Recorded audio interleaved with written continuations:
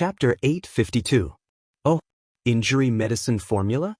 Raw material supply? Raw material supply? What do we need that for? Kong Ming Ming didn't understand what Xiaolong wanted.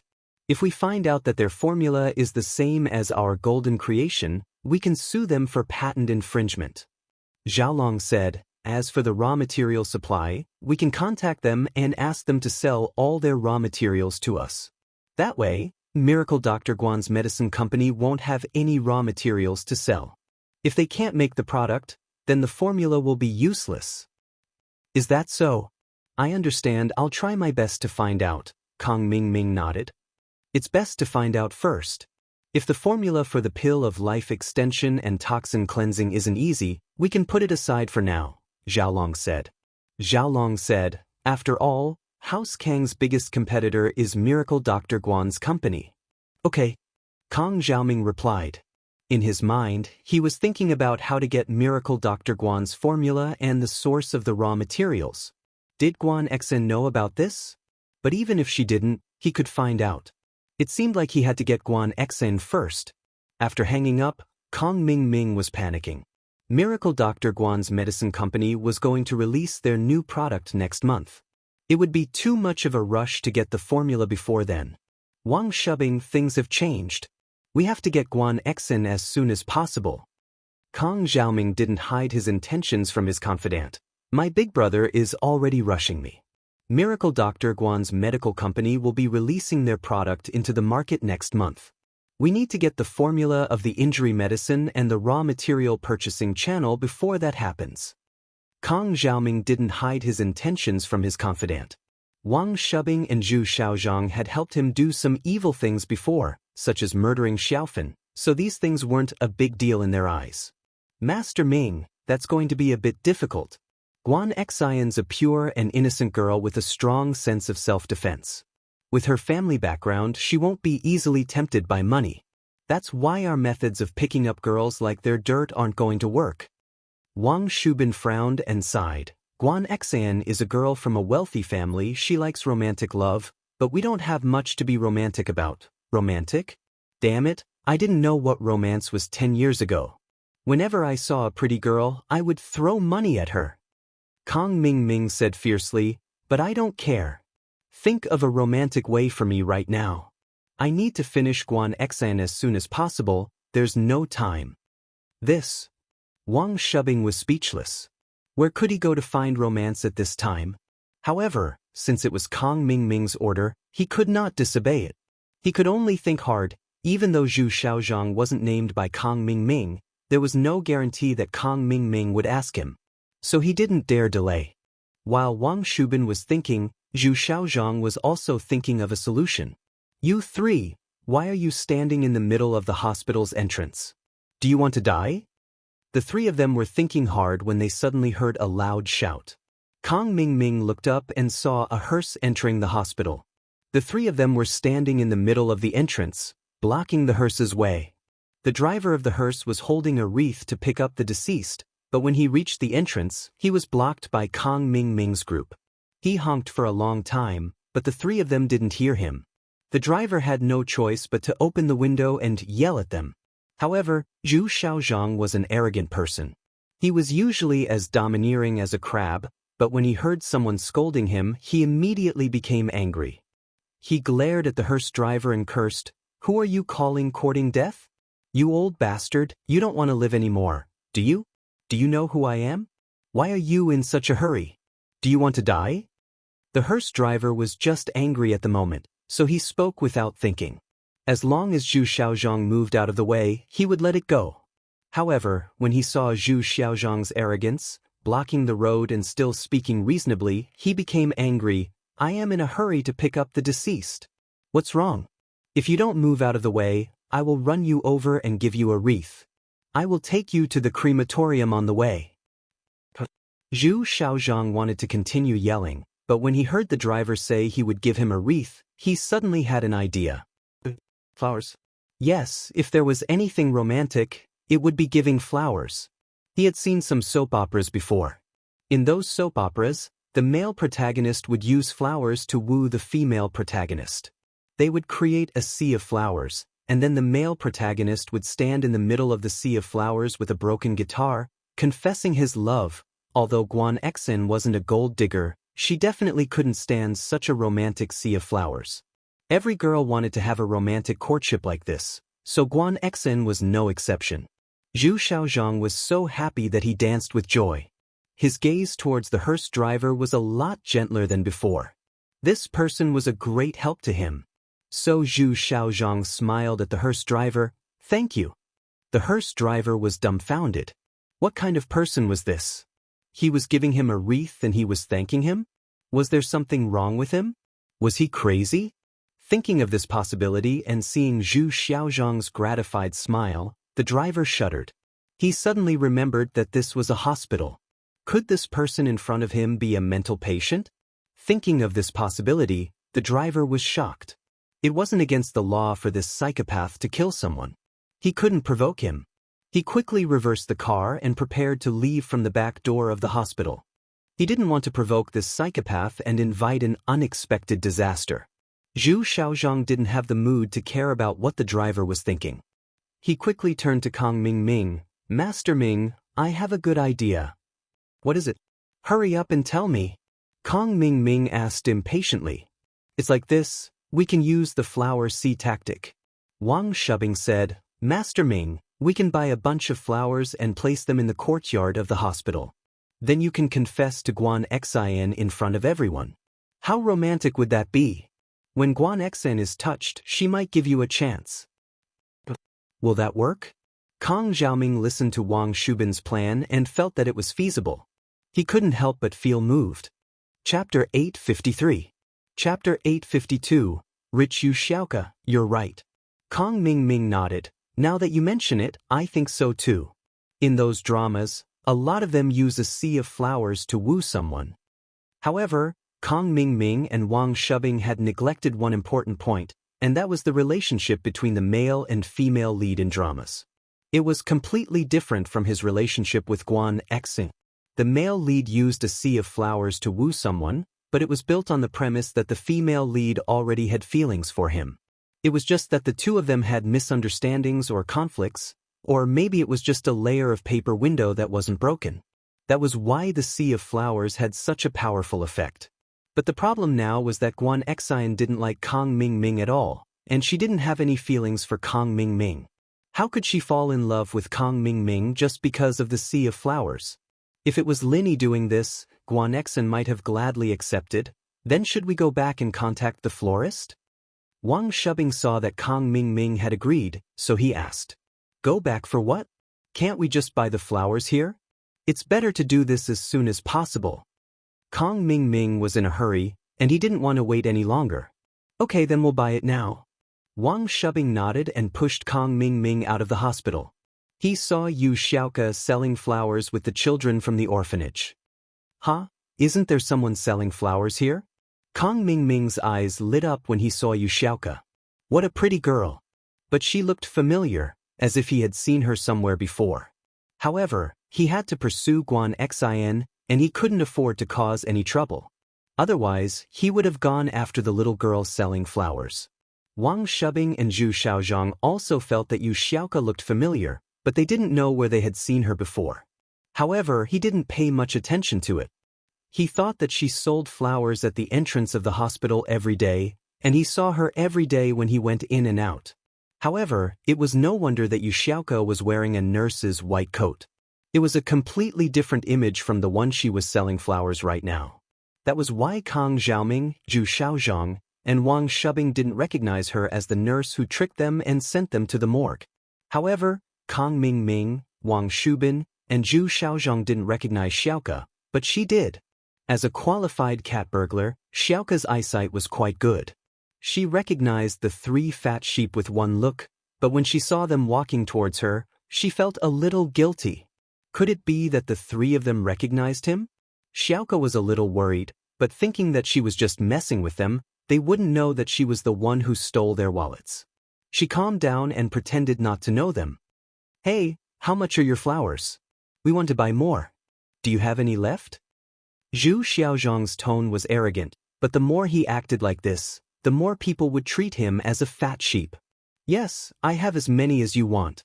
But what flowers do you want to buy? Xiaoka's eyes brightened.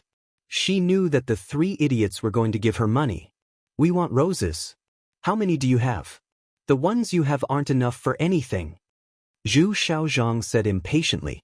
Roses are 3 yuan each. I have as many as you want. If you don't have enough, you can plant them now, Xiaoka said. Zhu Xiaozhang felt that Xiaoka wasn't reliable after hearing her **T. He wanted to ask the flower shop nearby, but he heard Kong Mingming say something. Huh, your words are quite interesting. Kong Mingming laughed. Then I'll buy them from you. I want to buy 10,000 roses and put them in the hospital yard. It'll be a sea of flowers for an hour. Is that okay? Sure, but you have to give me a deposit first. Xiaoka was overjoyed. She didn't expect to meet an idiot like this on her first day of selling flowers. He didn't even ask for the price and ordered 10,000 roses. 3 kuai was only the retail price of a single rose. She could buy 10 of them at a cheaper price, and she could even get the packaging for free. Deposit is not a problem, but I can't give you much. 10,000. I'll give you the rest after you get the flowers. Kang Xiaoming said. In his eyes, 10,000 kuai wasn't much, not to mention that he had just gotten some money from Sihua. He was quite generous. Xiaoka almost laughed out loud after hearing Kong Mingming's words. 10,000. 10,000 roses didn't even cost 10,000 RMB. Currently, the price of roses in Songshan City's flower wholesale market was 50 cents, but if the quantity was large, it could be lowered to 30 cents.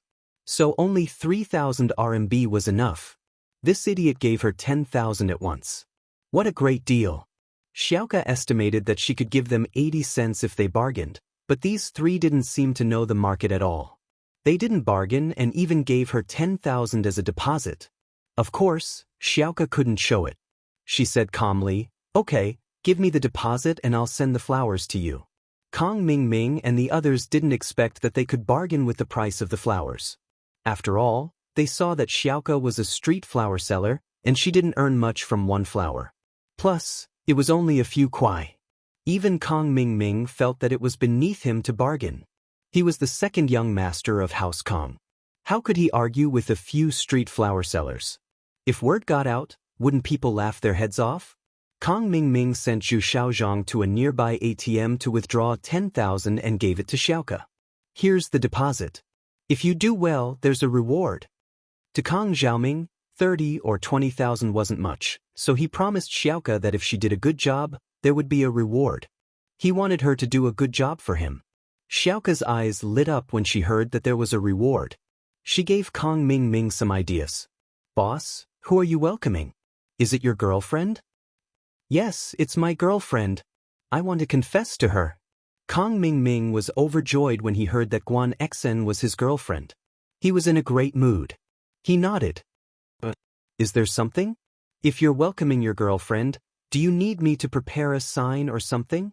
Xiaoka thought that since she earned so much from him and got a reward, she might as well give him something as well.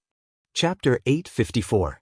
The big battle. Xiaoka was speechless. She wanted to give him a sign for free, but this guy wanted to give her money too? There was no reason for Xiaoka to reject it. So he nodded and said, Boss, you are really straightforward. Your girlfriend must be very happy to have a boyfriend like you. Wah, you know me too well. Of course, of course. Kong Mingming thought that with Xiaoka's lucky words, he would definitely be able to win today. He said to Xiaoka, didn't we agree on 30,000? If you do well today, I'll give you 50,000. But other than the sign, you have to buy me some other things. All right, boss, just say it. Xiaoka thought that she'd met an idiot today. She'd be letting herself down if she didn't rip him off. Go get me some fireworks, a broken guitar, and a megaphone. I want to confess my love. Kong Mingming thought that in movies, other than A Sea of Flowers, there were fireworks as well, and so he took the chance to bring it up.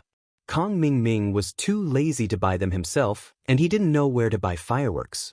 He wasn't familiar with Songshan either, so he might as well let Xiaoka do it for him. Xiaoka happily went to buy the things. As a female cat burglar, she'd been to many places in Songshan, and so she knew what was sold and what was available. She sent Ken to the flower market to buy flowers, and another to buy fireworks, and another to the second-hand market to buy a broken guitar and megaphone. Xiaoke herself went to prepare the sign for Kong Ming Ming. Because there were many people, the division of labor was clear, and so after Xiaoke got the sign from the photocopier, the others also brought the things back, arranging them according to Kong Ming Ming's requirements. Kong Ming Ming didn't expect Xiaoke to finish it so quickly. He couldn't contain his joy and gave the remaining 40,000 to Xiaoke without hesitation. Ken and the kids didn't think that Xiaoke would be this good. She just casually negotiated a 50,000 kuai deal. The flowers, the sign, the second-hand guitar, and the amplifier only cost 4,000 kuai in total. They couldn't believe that they had earned 45,000 kuai in just a blink of an eye. Xiaoke took the money and left. She had earned enough here, and if she earned more, people would be jealous of her.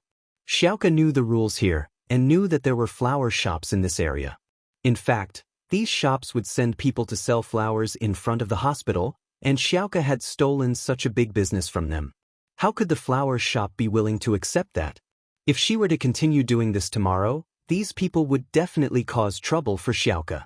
She knew when to retreat and took the money and left. But even so, there were still people who were jealous. The owner of the flower shop nearby looked at Xiaoke with a greedy and hateful gaze. He wasn't happy at all. If it wasn't for Mad Bull Bro telling him that Xiaoke wasn't someone to be messed with, he would have gone up and asked for a share. Seeing Xiaoke leave, the flower shop owner walked over and found Kong Ming Ming. "Boss, I'm from Tiandao Flower Shop. Do you need any more flowers? I have them here, and they're very complete. We're done, what else do you want?" Kong Ming Ming was excitedly preparing to confess to Guan Exin, and this flower shop owner came over to talk to him. It pissed him off. "Go away, don't get in the way." But the flower shop owner could only back off. "Then you can come to me next time, I can give you a discount." All right, I got it." Kong Ming Ming waved his hand and said impatiently, "Get the fuck out." Guan Exin was only a nurse in the Songshan First Hospital, but there were many people who knew her. The prettiest girl in the Songshan First Hospital was definitely Guan Exin, so whether they talked to her or not, they'd all heard of her name. Now that Kong Ming Ming had put up the sign, "Guan Exin, I love you," many people saw it and stopped to look, trying to guess who Kong Ming Ming was.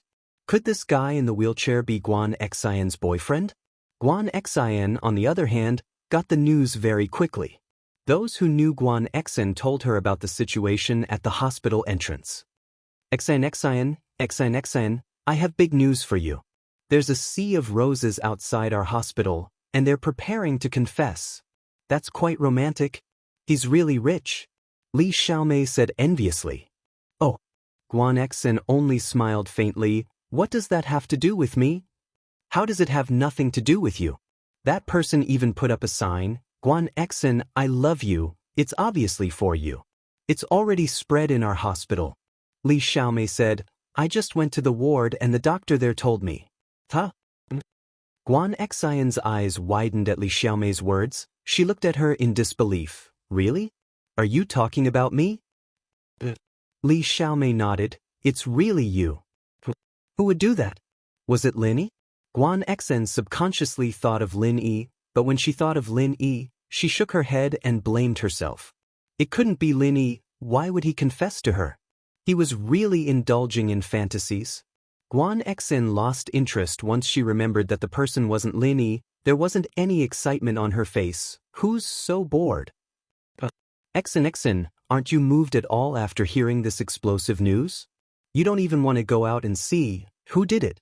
Li Xiaomei asked curiously. Guan Exin shook her head. What's there to see? It's probably Kong Ming Ming, that boring person. Now that you mention it, it's possible. Li Xiaomei lost interest when she heard the name. She didn't have any feelings for Kong Ming Ming, and she also knew Xiaofan through Guan Exin. She knew that Xiaofan was harmed by Kong Ming Ming, so she didn't have a good impression of Kong Ming Ming, and now her impression of him was even worse. So, let's get back to work. Guan Exin started to get busy again. After work, Guan Exin and Li Xiaomei walked out of the hospital together. Wang Shubin, who was in charge of investigating at the hospital, saw Guan Exin and immediately sent a signal to Kong Ming Ming and Zhu Xiaozhang. Chapter 855. The greedy florist Guan Xen thought that Kang Xiaoming would be in a hurry to leave after waiting for so long, but she didn't expect to be startled by the fireworks as soon as she stepped out of the door. Kang Xiaoming's sudden voice startled her. Before Guan Xen could react, Kang Xiaoming started singing. There's a girl in the hospital called Xen. She's pretty and kind. She has a pair of big beautiful eyes, and her braids are thick and long. Kang Ming played the guitar and sang, giving off the vibe of a passionate prince. It was just that his voice was terrible, like a frog croaking. Not only did it scare Guan Xen, it also made the onlookers frown. Xiaoming, let's go. Ignore him. Guan Xen hadn't been in a situation like this before. She was truly frightened by Kang Ming. Kang Ming panicked when he saw that Guan Xen was about to leave. He didn't care about singing anymore and went straight into his confession. Xen, you're the goddess in my heart. You're the electricity, you're the light, you're the legend, I only love you. Where are you guys from? Flammable items aren't allowed in the hospital, and fireworks aren't allowed. Plus, you've already disturbed the patients by shouting with a megaphone. Come with us to the police room for your punishment. Just as Kang Xiaoming was making a fuss, the police in the hospital's duty room received a report and ran over, surrounding Kang Xiaoming in an instant. Kang Ming didn't think he'd attract the police. Is it illegal for me to pick up girls? It's not illegal for you to pick up girls, but what you're doing is against the hospital's rules. Come back with us. 2 police officers took Kang Ming away. Everyone had gathered around to watch the drama, but before Kang Xiaoming could finish his confession, he was taken away by the police. Soon, everyone dispersed. Guan Xen breathed a sigh of relief. This Kang Ming really was annoying. She didn't know what to do with him. Guan Xen didn't lack suitors in the past, but this was the first time she'd made such a big fuss. Phew! Guan Xen let out a long sigh of relief. She decided that the next time she saw Kang Ming, she'd have a good talk with him. There was no hope between them, so he shouldn't waste his time. This person is really unlucky. He was arrested by the police on duty in the hospital before he could finish his confession. Li Xiaomei curled her lips, feeling a little funny. Thank God he was taken, or I wouldn't know how to deal with him. Guan Xen shook her head as she quickly followed Li Xiaomei to where the hospital bus was parked. Kang Ming was in the hospital's police office. He wrote a letter of guarantee, paid a small fine, and was released. After all, he didn't do anything too serious. The police criticized and educated him before letting him go. Kang Ming didn't listen to a single word. He was secretly worried and quickly maneuvered his wheelchair out of the police office. He saw Zhu Xiaozhang and Wang Shubing waiting at the entrance. Where's Guan Xen? How is she? Kang Ming asked anxiously. She left a long time ago. Wang Shubing said helplessly, Master Ming, you weren't there, so we couldn't stop Guan Xen from leaving. When she left, what was her expression like? Was she happy? Kang Ming asked. No, she looked angry. Wang Shubing said carefully. Motherfucker, we made such a big scene for nothing. Kang Ming said unhappily, how can this hospital be so lenient? The 3 of them left the hospital together.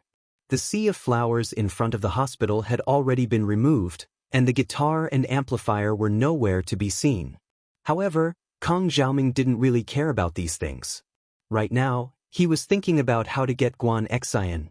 It seemed that his confession was a complete failure. He just didn't know if he was angry because Guan Xen didn't like him, or was he angry because his confession was ruined.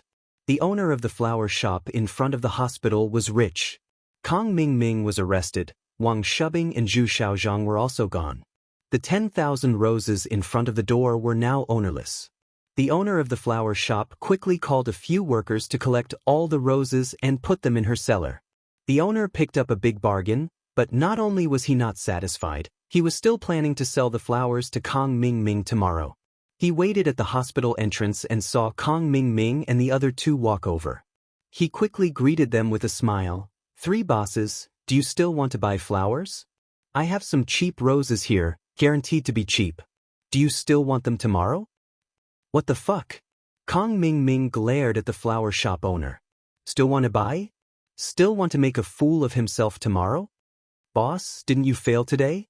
Don't you want to continue tomorrow? The owner paused and was a little unwilling. He saw that Yu Xiaoka was earning money, so he was extremely jealous. Now he picked up 10,000 roses and wanted to sell them to Kang Ming. It would have been better if the owner didn't mention it, but once he mentioned the failed confession, Kang Ming was furious. He really touched his sore spot. He was so angry that he pointed at the flower shop owner and ordered Zhu Xiaozhang and Wang Shubing, "Beat him up. Motherfucker, don't be so noisy in front of me." As the saying goes, a man who is never content is like a snake trying to swallow an elephant. This owner was such a person. He obviously picked up 10,000 roses, but he still wasn't satisfied. He wanted to sell the 10,000 roses to Kang Ming. In the end, he was beaten up by Wang Shubing and Zhu Xiaozhang.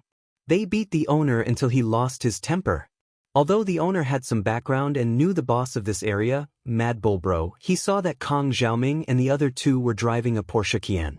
One look and he could tell that they were rich people. He could only cry and beg for mercy. Kang Ming's war of courtship ended in a farce. Guan Xian wasn't moved at all, making Kang Ming waste 50,000 yuan. However, Kang Ming didn't give up. The next afternoon, when it was almost time to get off work, he, Wang Shubing, and Zhu Xiaozhang squatted in front of the First People's Hospital, waiting for Guan Xian to get off work. Based on the current situation, what should I do? Kang Xiaoming sighed helplessly. He had accepted the mission his family gave him with full confidence. He thought that he could complete it perfectly, but who would have thought that Guan Xian would be so hard to deal with? Guan Xian wasn't moved no matter what he did. Logically speaking, his family background was similar to Guan Xian's, so they were considered a match. Why wasn't Guan Xian moved? Chapter 856. Guan Xian's father. Yesterday was a good opportunity. If we continued, Guan Xian might really be moved and give you a chance. But yesterday's plan failed. We can't use the same plan a second time. Even if we use it, it won't have any effect. So I think we should change our strategy. Aren't you talking nonsense? I know that too. Kang Xiaoming wasn't in a good mood. What I want right now is a practical solution, not a theoretical analysis like yours. I don't have much time left, do you know that? The situation right now is that my family is really pressuring me. If I really can't get the formula this time, my position in the Kang family will plummet. You two idiots won't be able to be as powerful without my support. This. Wang Shubing and Zhu Xiaozhang heard Kang Ming's words and realized that things weren't as simple as they seemed.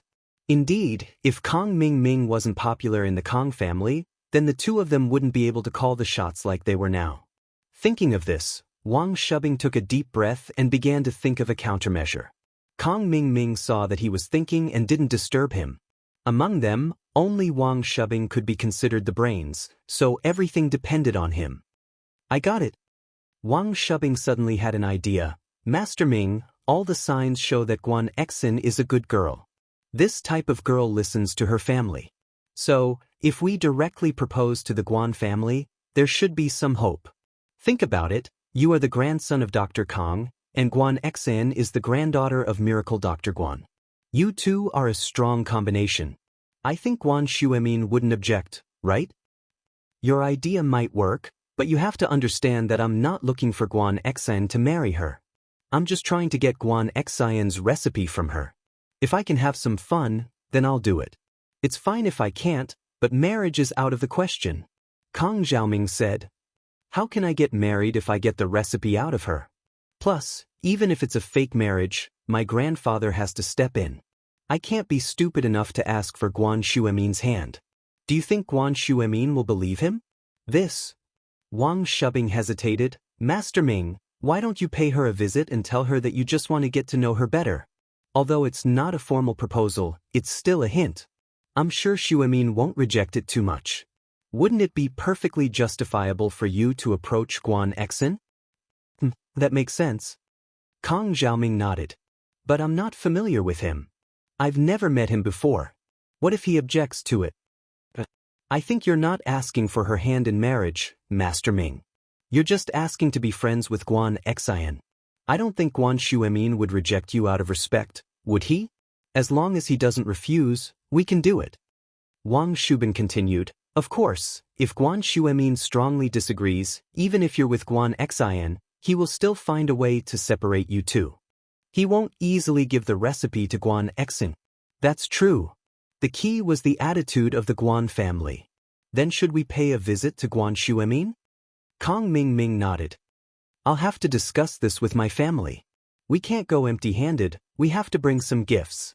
As the three of them were talking, it was time for the hospital to get off work. Guan Xian and Li Xiaomei walked out of the hospital. When they were about to reach the entrance, Guan Xian said to Li Xiaomei, Xiaomei, you can take the commuter car today. I have other things to do. Oh? You have a date? Li Xiaomei paused. She smiled mischievously at Guan Xing. Don't tell me it's with that Kong Ming? How is that possible? Guan Xian glared at her. Even if you beat me to death, I would never go on a date with him. Don't make wild guesses. My dad came to Songshan for business. He's here to pick me up. Ha, I see. Li Xiaomei nodded. Isn't that the legendary major shareholder? Shouldn't the dean come out to greet him? My dad is just passing by. He didn't come to the hospital for an inspection. Why would he notify the dean?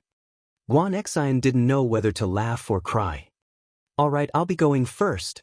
Guan Xian ran towards the Audi A6L parked in front of the hospital. The car was quietly parked not far from the entrance. It didn't enter the hospital, so no one noticed that it was Guan Xiaoxiang's car. Young Master Ming, Guan Xian is here. Wang Shubing saw Guan Xian and reminded Kong Ming. Oh, she's not taking the commuter car? Kong Ming paused. His original plan was to wait for Guan Xian to get on the commuter car. Then, the three of them would silently follow behind. Once Guan Xian was home, they would pay her a visit. He didn't expect Guan Xian to not get on the commuter car. Did she have something else to do today? No. Young Master Ming, she got on the Audi A6L. It's a Songjiang license plate.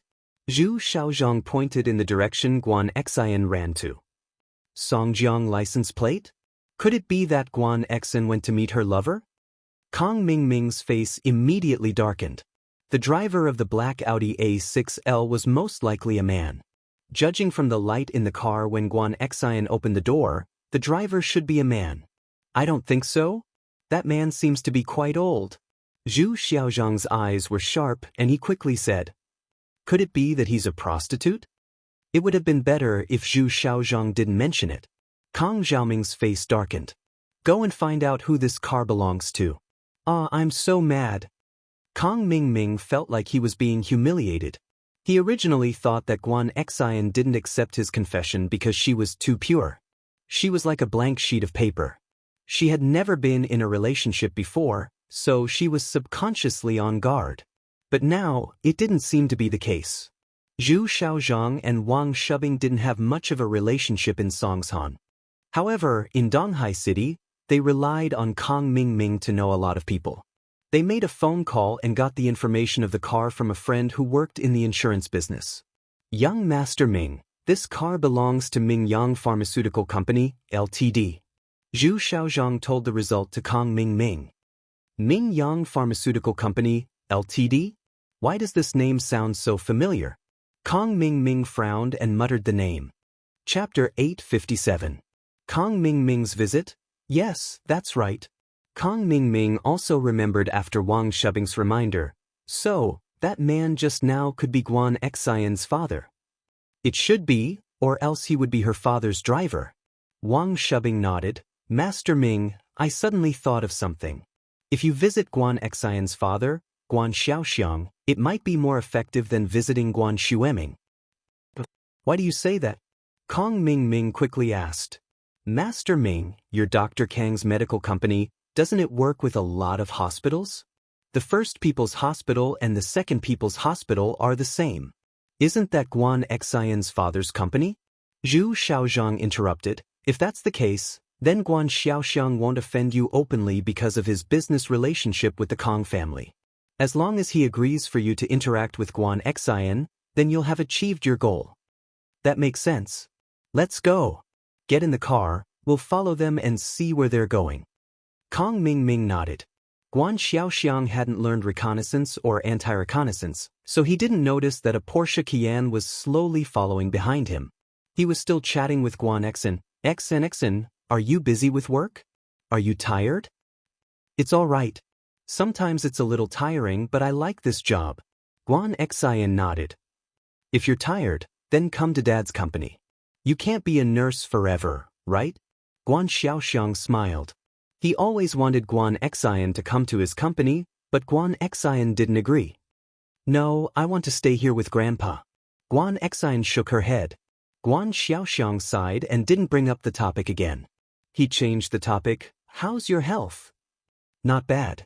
Grandpa's been in a good mood because of the company, Guan Xen said. Company? You have to keep an eye on your grandfather for me. He has never done business in his entire life. Don't let him get cheated, or he will lose his reputation. When Guan Xiaoxiang heard about his father starting a company, he was a little displeased. When he first started his business, he wanted to use his father's name as a springboard to achieve some results. Especially that Lin. He's so young, but I don't know what kind of talent he has for your grandfather to praise him so much. However, after he expressed his thoughts, he was sternly rejected by his father. He said that he was afraid that he would be cheated by his friend and that it would affect his reputation. Fortunately, he had the help of a benefactor, so he was able to expand his business. Otherwise, he wouldn't have been able to marry his girlfriend, Guan Xen's mother.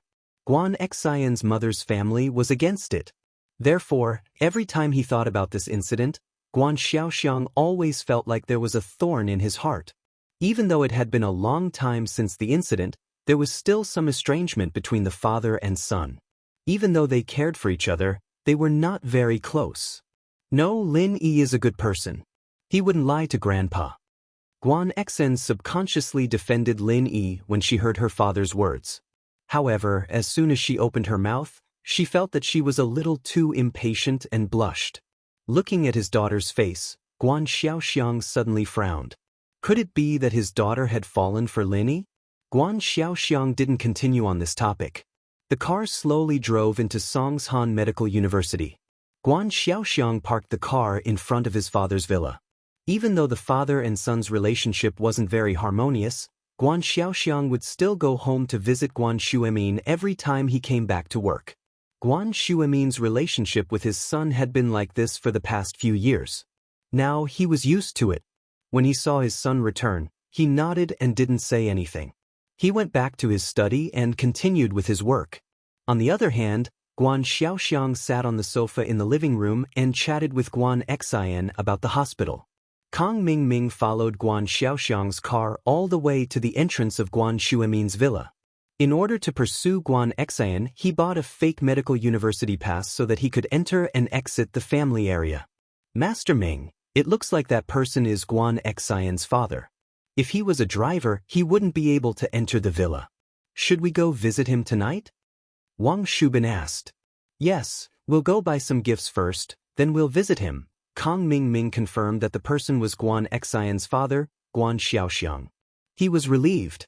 Kang Xiaoming carried some famous cigarettes and wine as Wang Shubin pushed him to the front of the villa. He rang the doorbell of Guan Shuemin's house. Zhu Shaozhang was arranged to stay in the car. With his personality, it wasn't appropriate to bring him in. Mother Lu opened the door and saw Kang Mingming in a wheelchair and Wang Shubin pushing him. She was surprised and asked, "Excuse me, are you here to see Professor Guan?" "No, this young master. I'm Kang Xiaoming, the second grandson of Miracle Dr. Kang of Donghai. I'm here to pay a visit to Guan Xiaoxiang." Kang Xiaoming replied. "Oh, wait a moment, I'll ask for you," Mother Lu nodded. She didn't open the iron gate outside but turned around and went back into the living room. "Mother Lu, who's here?" Guan Xiaoxiang saw that Mother Lu didn't bring anyone in and asked curiously. "Mr. Guan, there's someone who claims to be Donghai Dr. Kang's second grandson, Kang Mingming. He wants to visit you, what do you think?" Mother Lu said. "Oh, someone from the Kang family?" Guan Xiaoxiang was surprised and said, "I'll go take a look." Guan Xen's expression changed. She didn't think that Kang Mingming would have the guts to visit. What was he planning? She wanted to tell her father not to go, but her father had already stood up. She stopped herself and thought, let him come in and explain things to him. Guan Xiaoxiang and Mother Lu came to the door and saw Kong Mingming in a wheelchair. He was shocked. He had never seen Kong Mingming before, but he didn't think that Kong Mingming would come in a wheelchair. He couldn't help but ask, "You're Kong Mingming? What happened to you?" "Uncle Guan, hello, I'm Kong Mingming." Kong Mingming saw that Guan Xiaoxiang came to greet him and quickly said, "I was hit by something 2 days ago. It's not a big deal, it's just a normal bone fracture. It'll heal soon." Oh. Guan Xiaoxiang didn't ask too much. He opened the iron gate and let Kong Mingming and Wang shoving into the mansion. "Kong Mingming, you don't mind me calling you that, right?" It's fine. Uncle Guan, you can call me Zhao Ming." Kong Mingming said respectfully.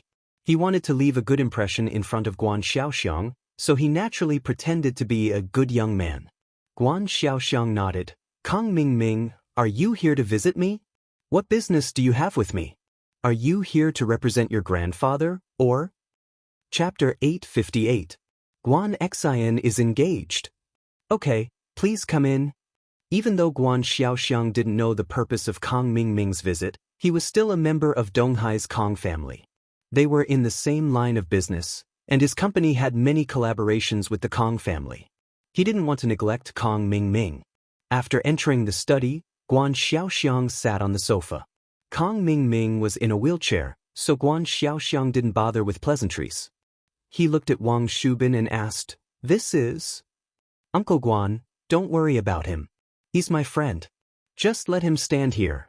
Kong Mingming waved his hand. "Okay then, why are you here?"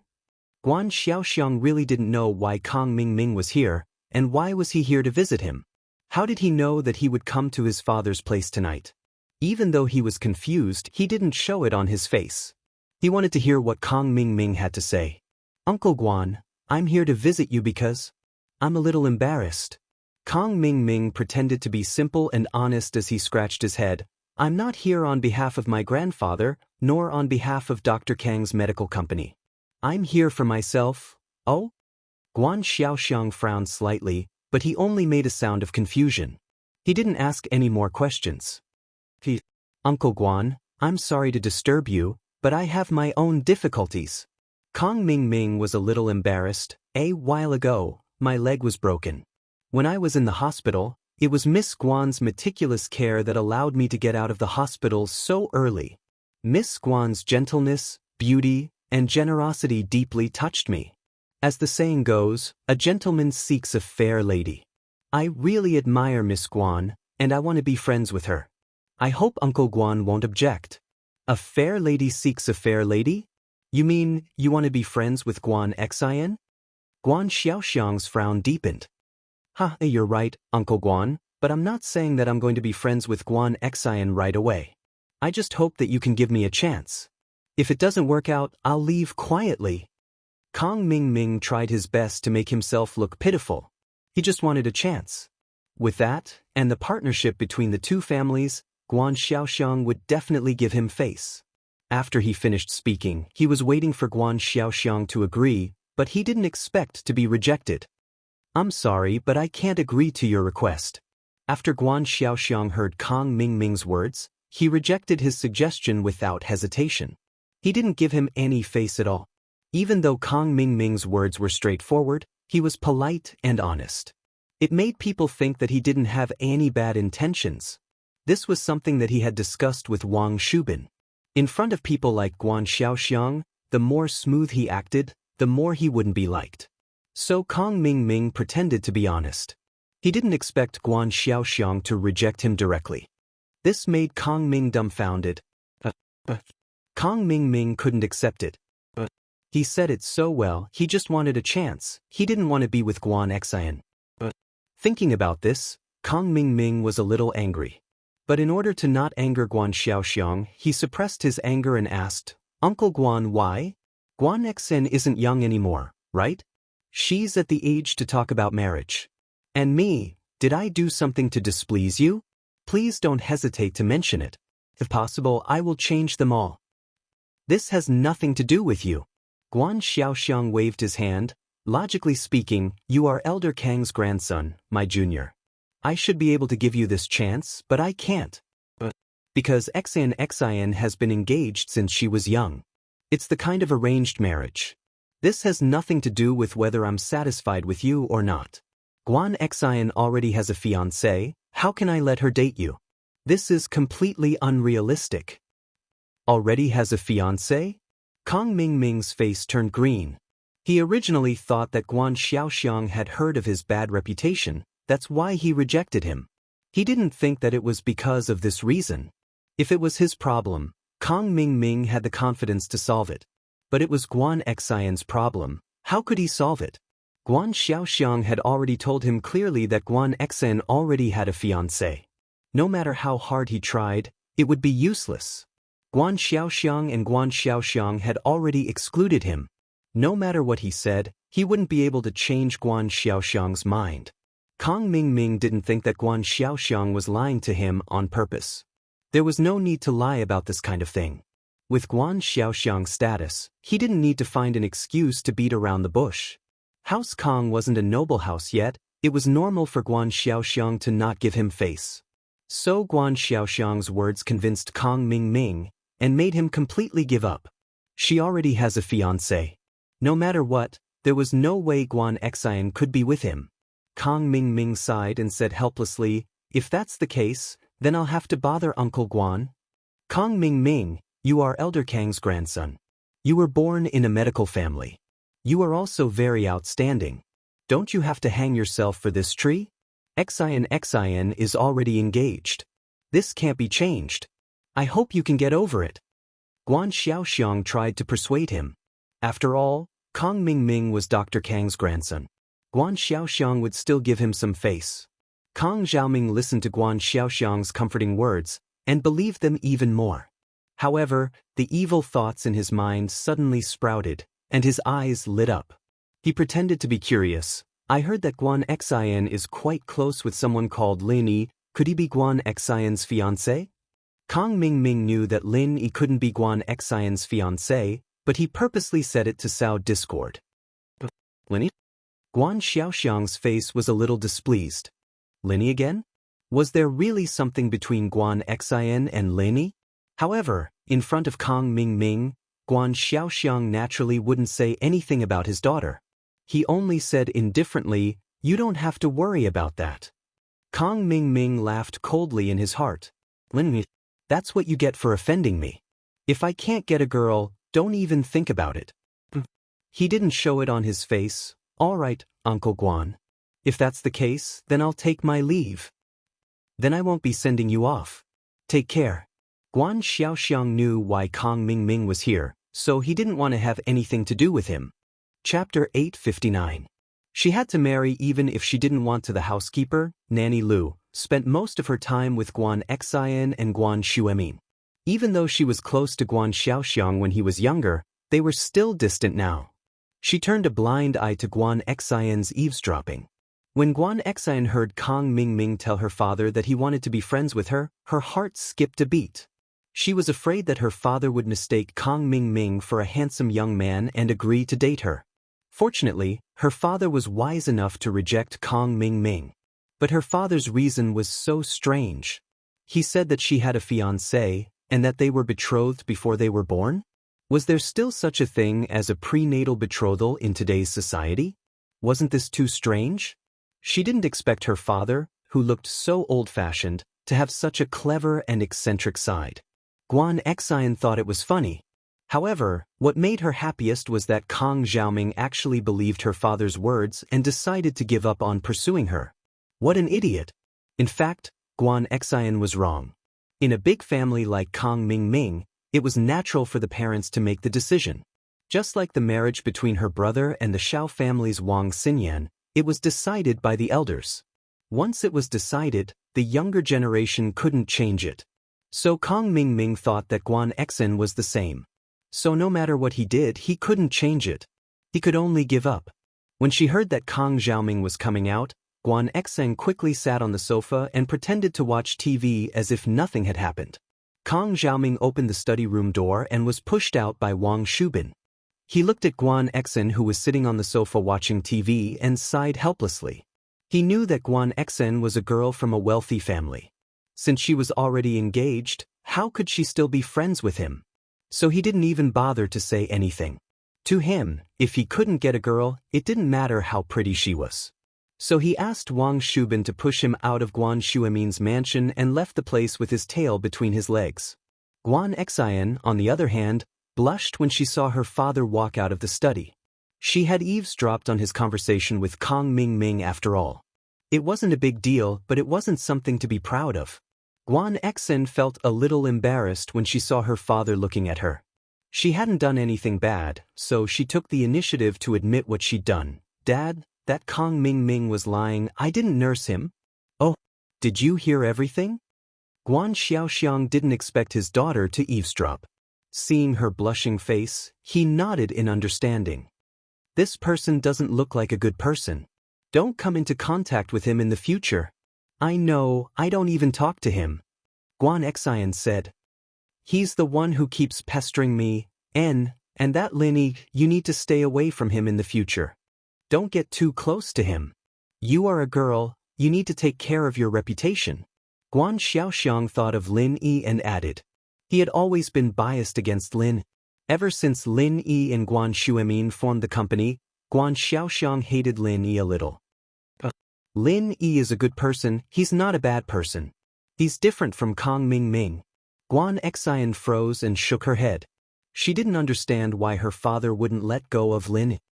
"I told you, you are a girl, you need to watch your image," Guan Xiaoxiang said seriously. "Plus, you have an engagement. If any rumors spread, it won't be good for your reputation." It was the first time Guan Xiaoxiang used such a strict and unquestionable tone to talk to Guan Xen. Guan Xen froze and looked at Guan Xiaoxiang suspiciously. "Dad, what engagement are you talking about? Isn't that an excuse to trick Kong Ming into giving up? How did I get engaged? That's not an excuse." Guan Xiaoxiang waved his hand. Xen, you're not young anymore. It's time to tell you about this. Actually, before you were born, your mom and I had arranged a marriage for you. Now that you're all grown up, it's fine to tell you about this. How can I do that?" Guan Xian didn't know what to do after listening to her father's words. The news was too shocking for her. She never thought that she was already engaged, and now she had a fiancé out of nowhere? Why not? It's always been like this since ancient times. Guan Xiaoxiang didn't think that his usually docile daughter would question him. His brows furrowed even deeper.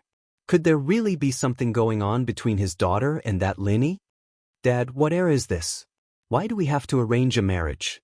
I've never even met the person you're talking about. How can I marry him? Plus, it's been so many years, how can it still count? Can you reject it for me?" Guan Xian couldn't believe it. She couldn't accept it. "Reject what? You can't reject it."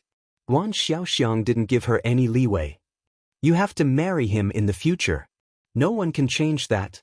I'm not marrying him." This was the first time that Guan Xian, who had always been a good girl, vehemently refuted her father's suggestion. This was related to her lifelong happiness. How could she compromise? "You have to marry him even if you don't want to," Guan Xiaoxiang snorted coldly. He was getting a little angry. "I'm in charge of this. Whatever you say is useless. Why should I? I've never met him, I don't even know what he looks like or what he does. Why should I marry him?" Guan Xian's eyes widened. "I'm not marrying him. I don't even like him. If you don't like him, then who do you like?" Guan Xiaoxiang retorted. "But I just don't like him." Guan Xen almost spilled the beans. She blushed and stopped herself. "You like that Lin, don't you?" Guan Xiaoxiang, of course, knew what his daughter was thinking.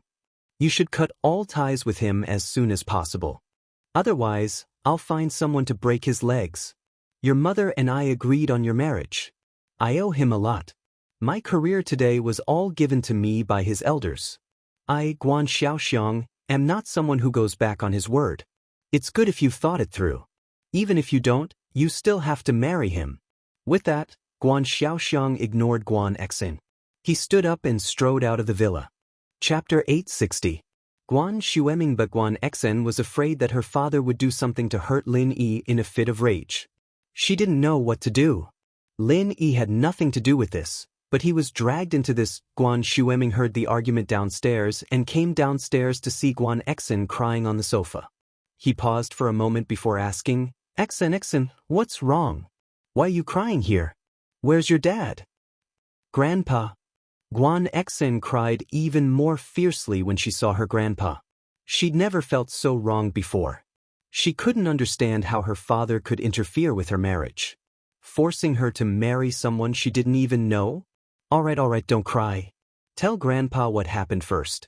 Is there anything you can't solve? Why are you crying so hard? Guan Xueming didn't know what was wrong with Guan Exin. He sat on the sofa and patted his granddaughter's shoulder. Grandpa, my dad said that he'd arranged for me to marry someone I've never met before. Guan Exin told her grandpa what had happened. Nonsense. Guan Xueming slammed the table. This Guan Xiaoxiang is getting more and more unruly. How can he just decide something like this? Don't worry, Exin. Grandpa will help you. Without me, no one will be able to do anything. I'll call your dad right now. Guan Xueming was furious as well. He was an upright man, but he wasn't one to be inflexible. So when he heard that Guan Xiaoxiang was going to arrange for Guan Exin's marriage, he was furious. Plus, his grandson-in-law was Lin Yi, so he couldn't just let Guan Xiaoxiang marry Guan Exin off. You little bastard, what did you say to Exin? You made my precious granddaughter cry? What's wrong with you, kid? Arranged marriage? I'm telling you, you'd better cancel this engagement as soon as possible. Don't even think about it. Guan Xueming dialed the number and started scolding him. Guan Xiaoxiang froze. His dad hadn't yelled at him like this ever since they'd gotten into a conflict over him starting a company. This made him feel like he had done something wrong when he was young and was scolded by his father. He didn't dare to disobey his father, however, he really couldn't make the decision for the matter that his father mentioned. This was the marriage agreement that he and his wife had made with that nobleman. How could he unilaterally renege on it? Thinking about how much that person had done for him in the past, how great of a favor was that person? If it weren't for his investment and connections, how could he have achieved the results he had today? Can I get the approval of my future father-in-law? He was not an ungrateful person, so for a moment, Guan Xiaoxiang was in a dilemma. Guan Xiaoxiang had been in a cold war with his father for so many years, and he knew that the fact that his father was angry at him for Guan Exin's sake meant that their relationship had improved. If he compromised, then the relationship between father and son would definitely become better. However, could he compromise? It was impossible for him to break his promise with that person. Unless that person broke the contract, Guan Xiaoxiang would never do such an ungrateful thing. Thinking of this, Guan Xiaoxiang could only smile bitterly. He couldn't be loyal and righteous at the same time. What could he do? He didn't want to use this opportunity to ease his relationship with his father to anger him again, but he also couldn't break the marriage agreement. Dad, I can listen to you on other things, but this, I really can't change it. This was an agreement I made with that nobleman, and you know him. Guan Xiaoxiang sighed. How can I break the marriage agreement? But have you ever thought about Exin's happiness? If that's the case, then when that person comes, let him come to me. Just say that I broke the marriage agreement. Guan Xueming was so angry that he laughed. He helped you before, and I even helped his wife cure her leg. If he doesn't want to, then he can come to me. If you let Exin get married again, then I'll make sure that she and you are no longer father and son. I'll make her have a cold war with you, just like how you and I did back then. With that, Guan Xueming hung up the phone with a pa sound, ignoring Guan Xiaoxiang's words. Holding the phone, Guan Xiaoxiang didn't know whether to laugh or cry. He didn't know what to say. His father actually used what he did back then to threaten him. However, at least his father took over the matter, and promised that if there were any problems, he would let that nobleman go to him. This lessened the pressure on Guan Xiaoxiang, but he still didn't want to go back on his word. Regarding this matter, it seemed that he could only slowly convince his father. Now that his father was in a fit of anger, if he called him again to talk about this matter, it would undoubtedly make the already tense relationship between father and son even more tense. This was not what Guan Xiaoxiang wanted to see. Guan Xueming hung up the phone. On the other side, Guan Exen was also smiling through her tears. Seeing how her grandfather stood up for her, Guan Exen felt that her father would definitely compromise. Yes, if it really didn't work, then she would be like her grandfather, like her father did when he was young, and have a cold war with him. Let's see what he could do to her. If she didn't marry, even if he beat her to death, it would be useless. Exen, are you happy now? Grandpa is on your side. Don't worry, as long as Grandpa doesn't agree, no one can marry you off. Guan Shuemin could still make this decision. Thank you, Grandpa. Guan Exen smiled happily. What are you thanking me for? Okay, go wash your face, Auntie Lu is about to make dinner, let's go eat something. Guan Shuemin smiled and nodded. Guan Exen happily ran to wash her face. She didn't know that her father still hadn't given up on this matter. Kang Mingming came out of Guan Exen's house and got into the car with a bitter face. Zhu Xiaozhang, who was staying in the car, saw Kang Mingming come out with a bitter face. He was confused. Master Ming, what's wrong? What's wrong? Guan Exen's father doesn't approve of you two dating. Don't mention it. It's a long story. Kang Mingming felt that his time and money were all wasted. The worst part was that he broke his leg and gave Xiaofan hundreds of thousands for nothing. What a big loss. Let me say it. Wang Shubin looked at Zhu Xiaozhang and explained, Guan Exen is already engaged to a husband. It was a marriage agreement made when she was young. This can't be changed, so Guan Xiaoxiang definitely won't let Master Ming and Guan Exen see each other. With the marriage agreement, Guan Exen can't be friends with Master Ming. For the sake of her future reputation, she can't do anything that will damage her reputation. So Guan Xiaoxiang has no chance with Guan Exen. Chapter 861. Meeting at the school gate. Of course it's all wasted. Kang Mingming waved his hand in annoyance. It's fine if it's wasted, but the problem is, I can't get Guan Exen, and I can't get the formula. My family is really pressuring me, and my plan has failed. Kang Mingming was very worried that his position in the Kang family would be lost. Even if he told his family the truth, they might not blame him. After all, it wasn't that he didn't work hard, it was that he couldn't achieve it no matter how hard he tried. Guan Exen was already engaged to someone else. Even if Kang Mingming was the reincarnation of Pan, she wouldn't be able to break the engagement and get together with him, right? But what Kang Mingming was afraid of was that even though he wasn't the one responsible for this, he was still responsible for the fact that he didn't investigate thoroughly. If he had found out that Guan Exen was engaged, then he wouldn't need to spend so much effort to pursue her. Wasn't this a waste of time? As Kang Mingming's underling, Wang Shubin was also very worried. They were bound together for good or for ill.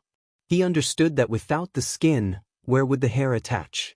If Kang Mingming's position in the Kang family was gone, and his prestige was gone, how could his two underlings have a good life? So it was Wang Shubin's job to solve Kang Mingming's problems. When he heard Guan Xiaoxiang reject Kang Mingming, he started to think about the next step. Master Ming, since this path is not working, then we won't go. Won't go? How am I going to explain this to my family? I said that I could definitely get Guan Exen. Kang Mingming said angrily, but who knew she was engaged? I can't explain this to my family, doesn't that make me look useless? Of course not. Wang Shubin waved his hand. Master Ming, if you look at it from another angle, then it'll be much easier. Actually, pursuing Guan Exen wasn't your main goal. Your main goal was to get the formula. If you hadn't pursued Guan Exen and gotten the formula, wouldn't you have completed your mission as well? I think Dr. Kang cares about the prescription, not Guan Exen. That's right. But, if I don't get Guan Exen, where am I going to get the prescription? Kang Mingming thought that Wang Shubing's words made sense, but he couldn't figure it out. There are many ways to get the recipe. Steal, rob, threaten, etc. We don't have to start with Guan Exen. We can still get it from other people in Miracle Dr. Guan's company. Wang Shubing said, I heard that your brother, Kang Xiaobo, is also the vice president of Miracle Dr. Guan's medical company. Yeah, I get angry when I talk about this. Kang Xiaobo actually became a vice president. He's even more powerful than me. I'm so mad. He's just a relative of the Kang family, but he's doing better than me. Kang Mingming thought of Kang Xiaobo and felt angry. The news of Kang Xiaobo becoming the vice president of Miracle Dr. Guan's medical company wasn't a secret. Miracle Dr. Guan's medical company had already announced it to the media. Master Ming, as the saying goes, when there's a war, blood brothers go to war.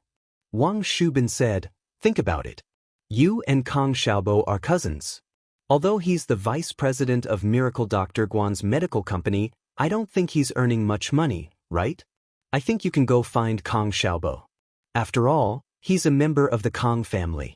You can reason with him, move his emotions, and promise him a lot of money. It shouldn't be hard to get the prescription from him. Kang Xiaobo knows the prescription of the pill of life extension and toxin cleansing? That's impossible. Although he's the vice president, this prescription should only be known by Guan Xuemin and Fatty Lai, right? Kang Ming wasn't stupid.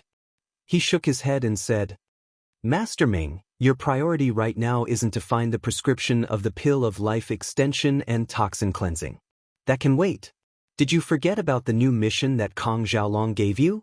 He wants you to get the prescription of Miracle Dr. Guan's injury medicine and the source of the raw materials. Wang Shubin said, as long as you find these two things, it'll be a great achievement. As for the prescription of the pill of life extension and toxin cleansing, we'll think about it slowly. Oh, that's true. The injury medicine isn't that important.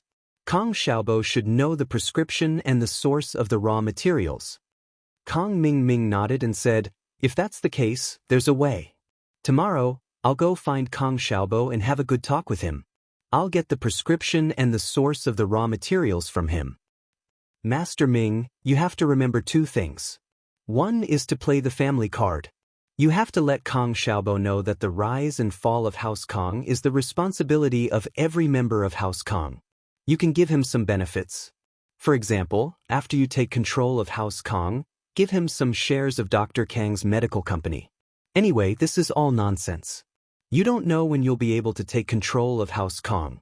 Wang Shubin said, other than that, you have to give him some benefits that he can see right now.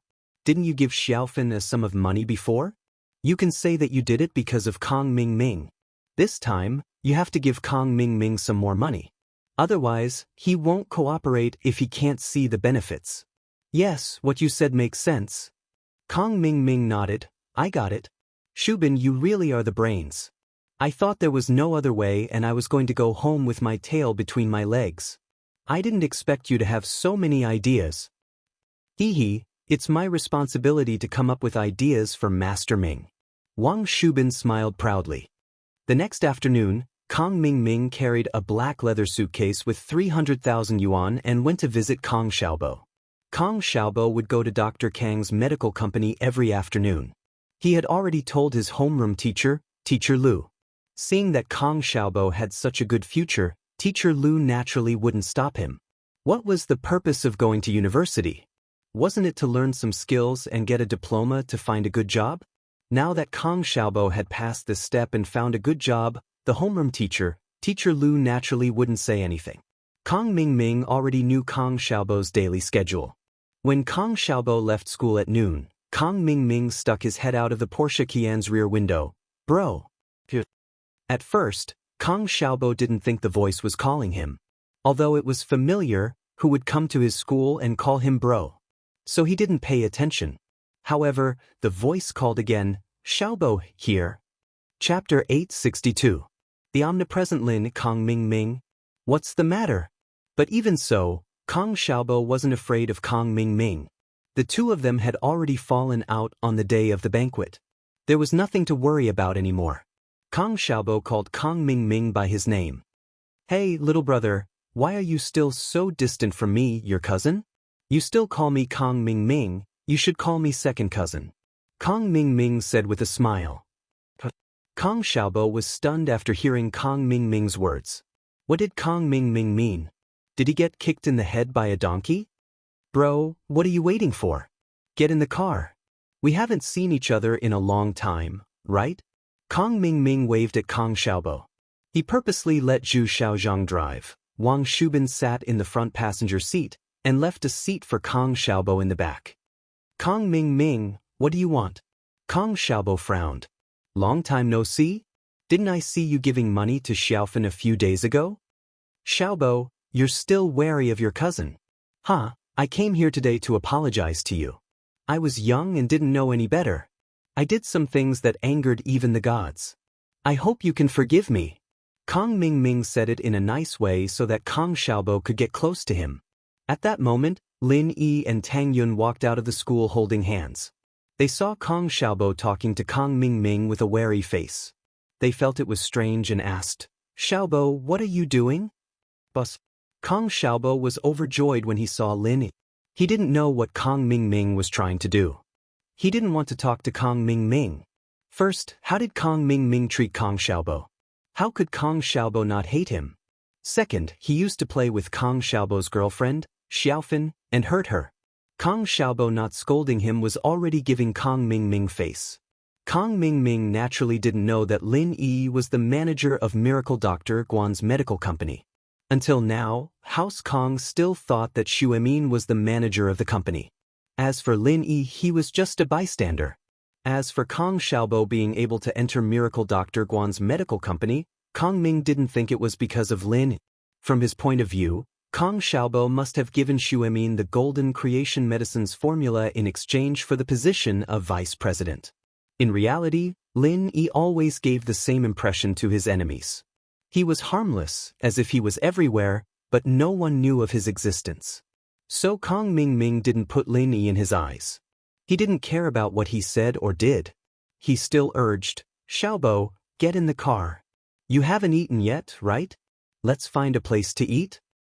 Boss, Kong Xiaobo was someone who listened to Lin Yi. He always followed Lin Yi's lead. If Lin Yi didn't come, he definitely wouldn't continue talking to Kong Mingming. He would have turned around and left. But now that Lin Yi was here, he needed Lin Yi to make the decision. Since Kong Mingming is treating, there's no harm in going. Let's go and have a look, Lin Yi shrugged. He wanted to see what this Kong Mingming would come up with. Boss, will you come with me? Kong Xiaobo hesitated and asked. Ask your cousin if he agrees. Lin Yi asked with a smile. Kong Xiaobo and Lin Yi didn't deliberately avoid Kong Mingming when they talked, so Kong Mingming heard everything they said. Kong Mingming was anxious to find Kong Xiaobo to get the prescription.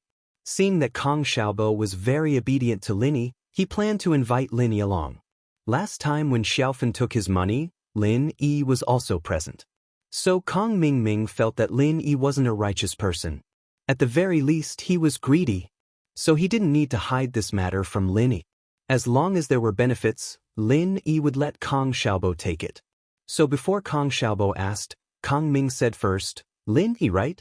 We're friends and we've met a few times. Let's have a meal together? Kong Mingming didn't pursue Guan Xian anymore, so his hatred for Lin Yi had faded a lot. Especially after Guan Xiaoxiang silently tricked Lin Yi last night, it let Kong Mingming breathe a sigh of relief.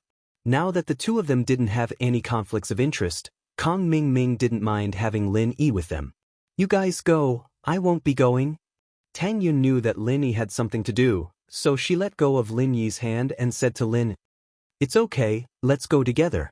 Lin Yi looked at Kong Mingming and said, Let one of your people get down and follow us in a taxi. I have 3 people, your car won't be able to fit. Kong Mingming was so angry that his teeth itched. Wasn't this bullying?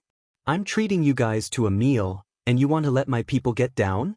However, he wanted to please Kong Xiaobo and get the prescription and raw materials from him. He couldn't afford to offend Lin Yi. Thus, Kong Xiaoming's expression changed again and again. He said to Wang Shubin in annoyance, Shubin, help me sit in the front passenger seat. Then you sit in the taxi and follow us. Kong Mingming sat in the front passenger seat, Lin Yi, Tang Yun, and Kong Xiaobo sat in the back seat of the Porsche Cayenne. Kong Mingming told Zhu Xiaozhong to find a high-class hotel, then they went into a private room. Kong Xiaobo had Lin Yi by his side, so he wasn't afraid of Kong Mingming. Since he was already here, he didn't care about Kong Mingming. However, Kong Mingming was here to please Kong Xiaobo, so he didn't mind. Xiaobo, I heard that you are the vice president of Miracle Dr. Guan's medical company? Kong Xiaoming asked casually after Xiaobo had ordered a couple more dishes before sending the waiter away. What's your order? Yes, Kong Xiaobo didn't know what Kong Mingming meant, so he answered with one sentence. Lin Yi and Tang Yun stood at the side, as if it had nothing to do with them. Lin Yi snatched the teapot that Kang Ming was about to take and poured a cup of water for Tang Yun. Do you want some water? Tang Yun was a little nervous at first. She didn't like Kang Ming. Whenever she saw him, she would think of the miserable Xiao Fun, but now that Lin Yi was by her side, she felt more at ease. Then, Tang Yun held the cup and sipped the tea. Suddenly, she realized that Lin Yi was staring at her, and her face blushed. Chapter 863. Chapter 862, Strange Meal. There were no enemies or small fries, and it made Lin Yi feel that his days were very leisurely. Lin Yi didn't know if this was a good thing. Was it really peaceful and everything was over, or was it just the calm before the storm? From the looks of it, the latter was more likely. Yu Kuan was crippled by him, and it was impossible for House Yu to not do anything. Perhaps they were planning something. As for the others, didn't Kang Ming come knocking on his door? Lin Yi never believed that a bad person could become a good person without any signs. There was no turning point. Could it be that he had an epiphany? Kang Ming was like that. His attitude changed for the better, and it made Lin Yi feel that he must have some ulterior motives. So, Lin Yi didn't put him in his eyes. He did whatever he wanted during the meal, and it made Kang Ming speechless. Kang Ming, who didn't manage to get the tea, could only retract his hand. His legs weren't working and he couldn't stand up. Lin Yi put the teapot far away, and he couldn't reach it. Ahem, Xiaobo, you are a member of House Kang, and we are a medical family. If you want to be a vice chairman, you should come to our Dr. Kang Medical Company. Why would you go to an outsider's company? Wouldn't it be a loss of face for House Kang? Kang Xiaoming coughed twice and continued. Oh, House Kang? Kang Xiaobo smiled coldly. What do I have to do with House Kang? Other than my surname, when did you think of me? Why, are you here to arrange a vice chairman position for me in Dr. Kang Medical Company? This? Not to mention a vice chairman, even a shareholder is not a problem. Kang Ming laughed. Isn't Grandpa in power now? When I'm in power, I'll definitely give you a share of Dr. Kang's shares and let you become a shareholder of Dr. Kang's medical company. No matter what, you are a member of the Kang family. How could they mistreat you? Oh, I'll have to thank you then. You invited me here just for this? Xiaobo didn't believe that Kang Xiaoming would call him over just for this kind of bullshit. Give me shares? He didn't believe that Kang Ming would give him any shares, unless the sun rose from the west. Let's eat first. Kang Ming laughed, then pretended as if nothing had happened. He said to Zhu Xiaozhang, go take a look. Why aren't the dishes being served yet? As they were talking, the waiter knocked on the door and came in with the dishes. Soon, the dishes were placed on the table. The speed here was quite good. Lin Yi didn't care about Kang Ming, Zhu Xiaozhang, and Wang Shubing at all. He started eating when the dishes were served. He even put food in Tang Yun's bowl from time to time. Lin Yi didn't care about anything, but Tang Yun was a bit embarrassed. After all, she was a girl. She didn't have a good relationship with these people, so she was a bit shy. Xiaoming frowned as he watched Lin Yi gobble down the food without a care in the world. He wasn't happy, but he couldn't say it aloud. He was hoping that Lin Yi would be able to talk Xiaobo out of it, so he held it in for now. Xiaobo, I heard that the main product of Miracle Dr. Guan's medical company is also a golden creation? Is it similar to our Dr. Kang's golden creation? Kang Ming pretended as if nothing had happened and asked casually. Yes, Miracle Dr. Guan's injury medicine. Kang Xiaobo didn't know what Kang Ming wanted to do, so he didn't say much. He answered whatever he asked. It wasn't a secret anyway, so there was no need to hide it. Oh, in terms of effect, it is similar to Dr. Kang's golden creation? Kang Ming continued to ask. It should be, Kang Xiaobo said.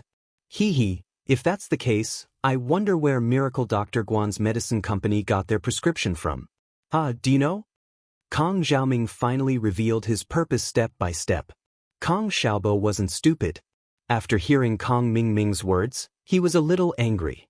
Kang Ming was obviously hinting that Miracle Dr. Guan's injury medicine came from Kang Xiaobo. In an instant, Kang Xiaobo understood. Kong Ming's purpose of inviting him to dinner was probably to find out if he was the one who gave out Miracle Dr. Guan's injury medicine. But not only him, even his grandfather hadn't seen the injury medicine. How could he give it to someone else? So, Kong Xiaobo said coldly, "How would I know?" If you don't know then you don't know. Don't be angry. Kong Ming saw that Kong Xiaobo was angry and quickly tried to calm him down. Why should I be angry? Kong Xiaobo said indifferently. He looked at Lin Yi to see what he had to say. But when he saw that Lin Yi was still eating happily, Kong Xiaobo felt relieved. Forget it, Xiaobo. Since we are all from the Kong family, let's not beat around the bush. Brother, can you get me a Miracle Dr. Guan's injury medicine? Kong Ming saw that Kong Xiaobo wasn't cooperating. His sweet words didn't have any effect on him. He was anxious and decided to say his purpose directly. Miracle Dr. Guan's injury medicine? What do you want it for? Kong Xiaobo was stunned. Don't you have Dr. Kang's golden creation medicine? Just for reference. The more the better. Kong Ming smiled. How about it? As the vice president of Miracle Dr. Guan's medical company, you should be able to get this medicine, right? Of course, although we are all from the Kong family, as the saying goes, blood brothers should be fair. I won't let you do it for free. Shubin. At this time, Wang Shubing took out a black leather suitcase and placed it on the table. Then he opened it. It was a suitcase full of cash. It was dazzling. The reason why Kong Ming didn't use a card but cash was because the visual impact of cash was far greater than a bank card. He wanted Kong Xiaobo to accept this suitcase of cash under the impulse of desire. What do you mean? Kong Xiaobo frowned. It would be a lie to say that he wasn't tempted by a suitcase of cash in front of him. But Kong Xiaobo was a man of principle. He wouldn't betray the company for a suitcase of cash. Not to mention, Lin Yi was sitting next to him. Even if Lin Yi wasn't here, he wouldn't accept the money. So he thought that Kong Ming used the wrong method. Chapter 864. Another scam. Kong Xiaobo was about to refuse, but Lin Yi spoke first. 300,000 Xiaobo, take it. Since it's your cousin's goodwill, there's no reason for you to refuse. Lin Yi stood up and took the money box in front of Kong Ming. Kong Ming was overjoyed. This Lin Yi wasn't that annoying after all. He didn't come here to eat and drink for free. He was very useful at the crucial moment. He's greedy, but that's good. I like greedy people. With Lin Yi by Kong Xiaobo's side, things will be much smoother. Yeah, the Lin brothers are right. There's no reason to refuse such a large sum of money. Kong Ming agreed with a smile. He didn't say the last part of the sentence, which was that he was taking someone's money to get rid of a disaster for them. Kong Xiaobo was stunned by Lin Yi's action. Why was Lin Yi asking him to take the money? Wasn't that the same as giving the prescription to Kong Ming? He looked at Lin Yi with uncertainty. He wanted to ask what was going on, but he was afraid that Lin Yi's plan would be ruined by him. Xiaobo, isn't it just a prescription? As the vice president of the company, you should have access to these core secrets. Why don't you just give the prescription to your cousin?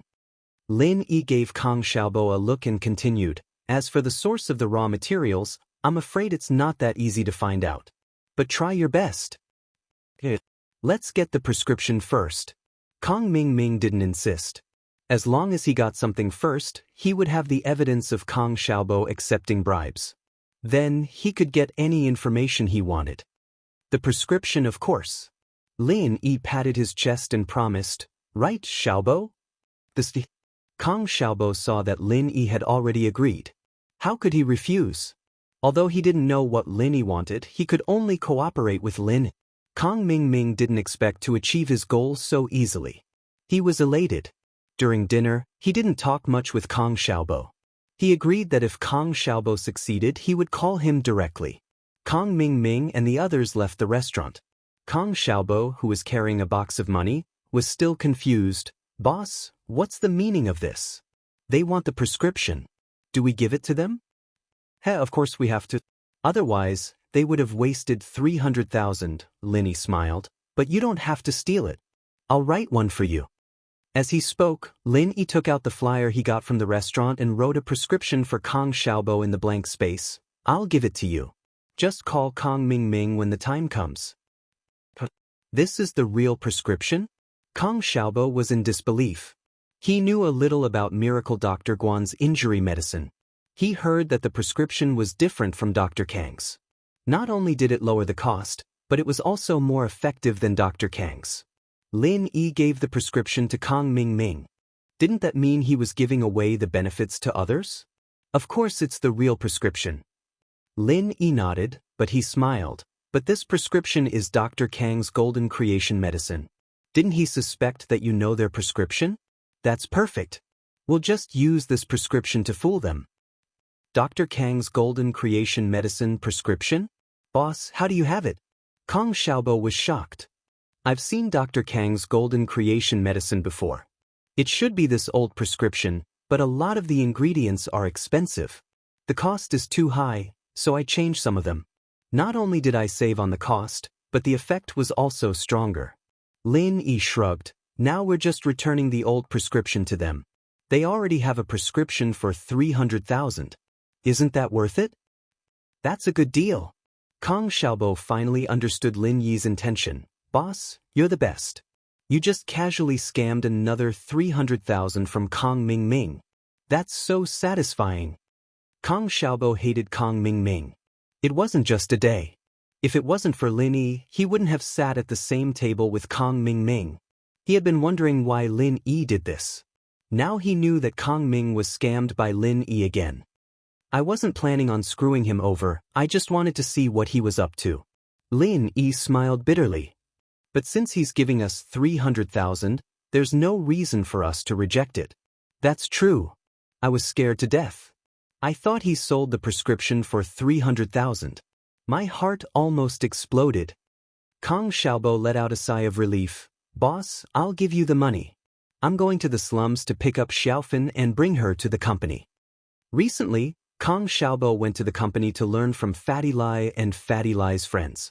Although Kang Xiaobo had learned a lot of theoretical knowledge, it was just an armchair strategist without any practical application. So, Kang Xiaobo treasured this internship opportunity. Xiaofan was the same, but her legs weren't very convenient.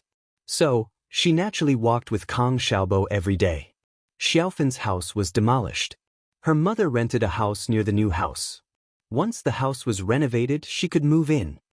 Take this money. Get a driver's license and buy a car. Otherwise, it'll be inconvenient for you to take care of Xiaofan every day. Use the rest of the money to buy some home appliances for Xiaofan? 300,000 was nothing to Lin. Naturally, he wouldn't carry a suitcase of money back to school. How can I do that? Kang Xiaobo was shocked. He never thought that the money would be given to him. Although Lin Yi worked under him, Kang Xiaobo knew his own limits. He didn't think about the money. So, when he left, he proposed to return the money to Lin Yi. He just didn't expect Lin Yi to give the money to him.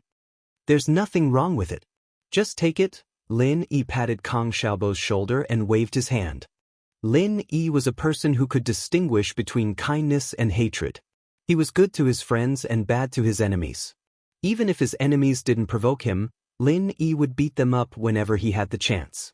For example, just now, Kang Ming lost 300,000 for no reason. Although Kang Xiaobo didn't help Lin Yi much, Lin Yi didn't care. When Zhong Pingliang came to his door, Kang Xiaobo's sacrifice was enough to make Lin Yi look at him in a different light. Friendship wasn't about taking things from each other.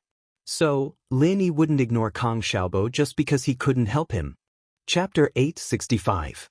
Cured, Sikagenjin Dajo spent money like water these days. He spent more than 10 million to treat Jin Ingjun at Yaowang's place. Although his crooked mouth, lame feet, and the diseases that were transferred to his hands and ears were also cured, Jin Ingjuan's body had other diseases. Impotence. After Jin Ingjuan's hands and ears were healed, Jin Dajo brought him to a massage center to celebrate his recovery. He wanted to wash away his bad luck, but during the massage he ordered a prostitute out of interest. Sadly, he became a living eunuch.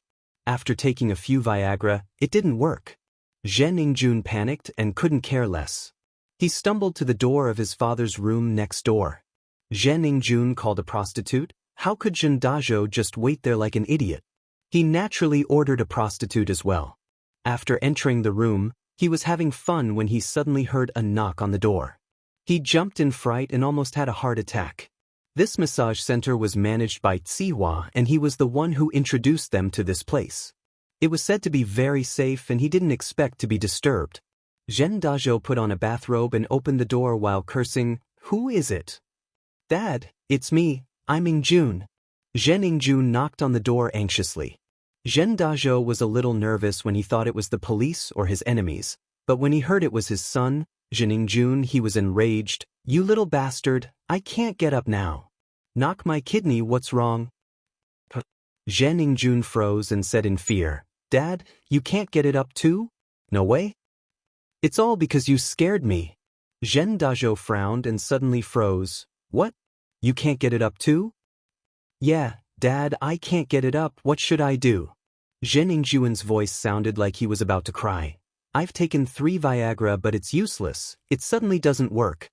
Zhen Dazhou jumped in fright and immediately lost the desire to play with Mississippi. His lust also dissipated. He quickly opened the door and let Zhen Ingjun in. He asked anxiously, "Really? What is going on?" "I know, but there's no reaction." Zhen Ingjun cried as if his father had just died. "Dad, am I crippled now?" Zhen Dazhou only had one son and he was counting on him to carry on the family line. Hearing Zhen Ingjuan's words, a huge blister appeared on the corner of his mouth. "Don't worry, are you sure you have no reaction?" "Yeah, I'm sure." Zhen Ingjun nodded. "Look, I'm like this right now." Zhen Ingjun didn't care that there was a prostitute in the room. He took off his bathrobe and showed it to Zhen Dazhou.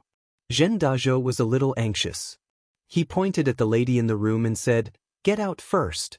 This is your money. Don't say anything about this."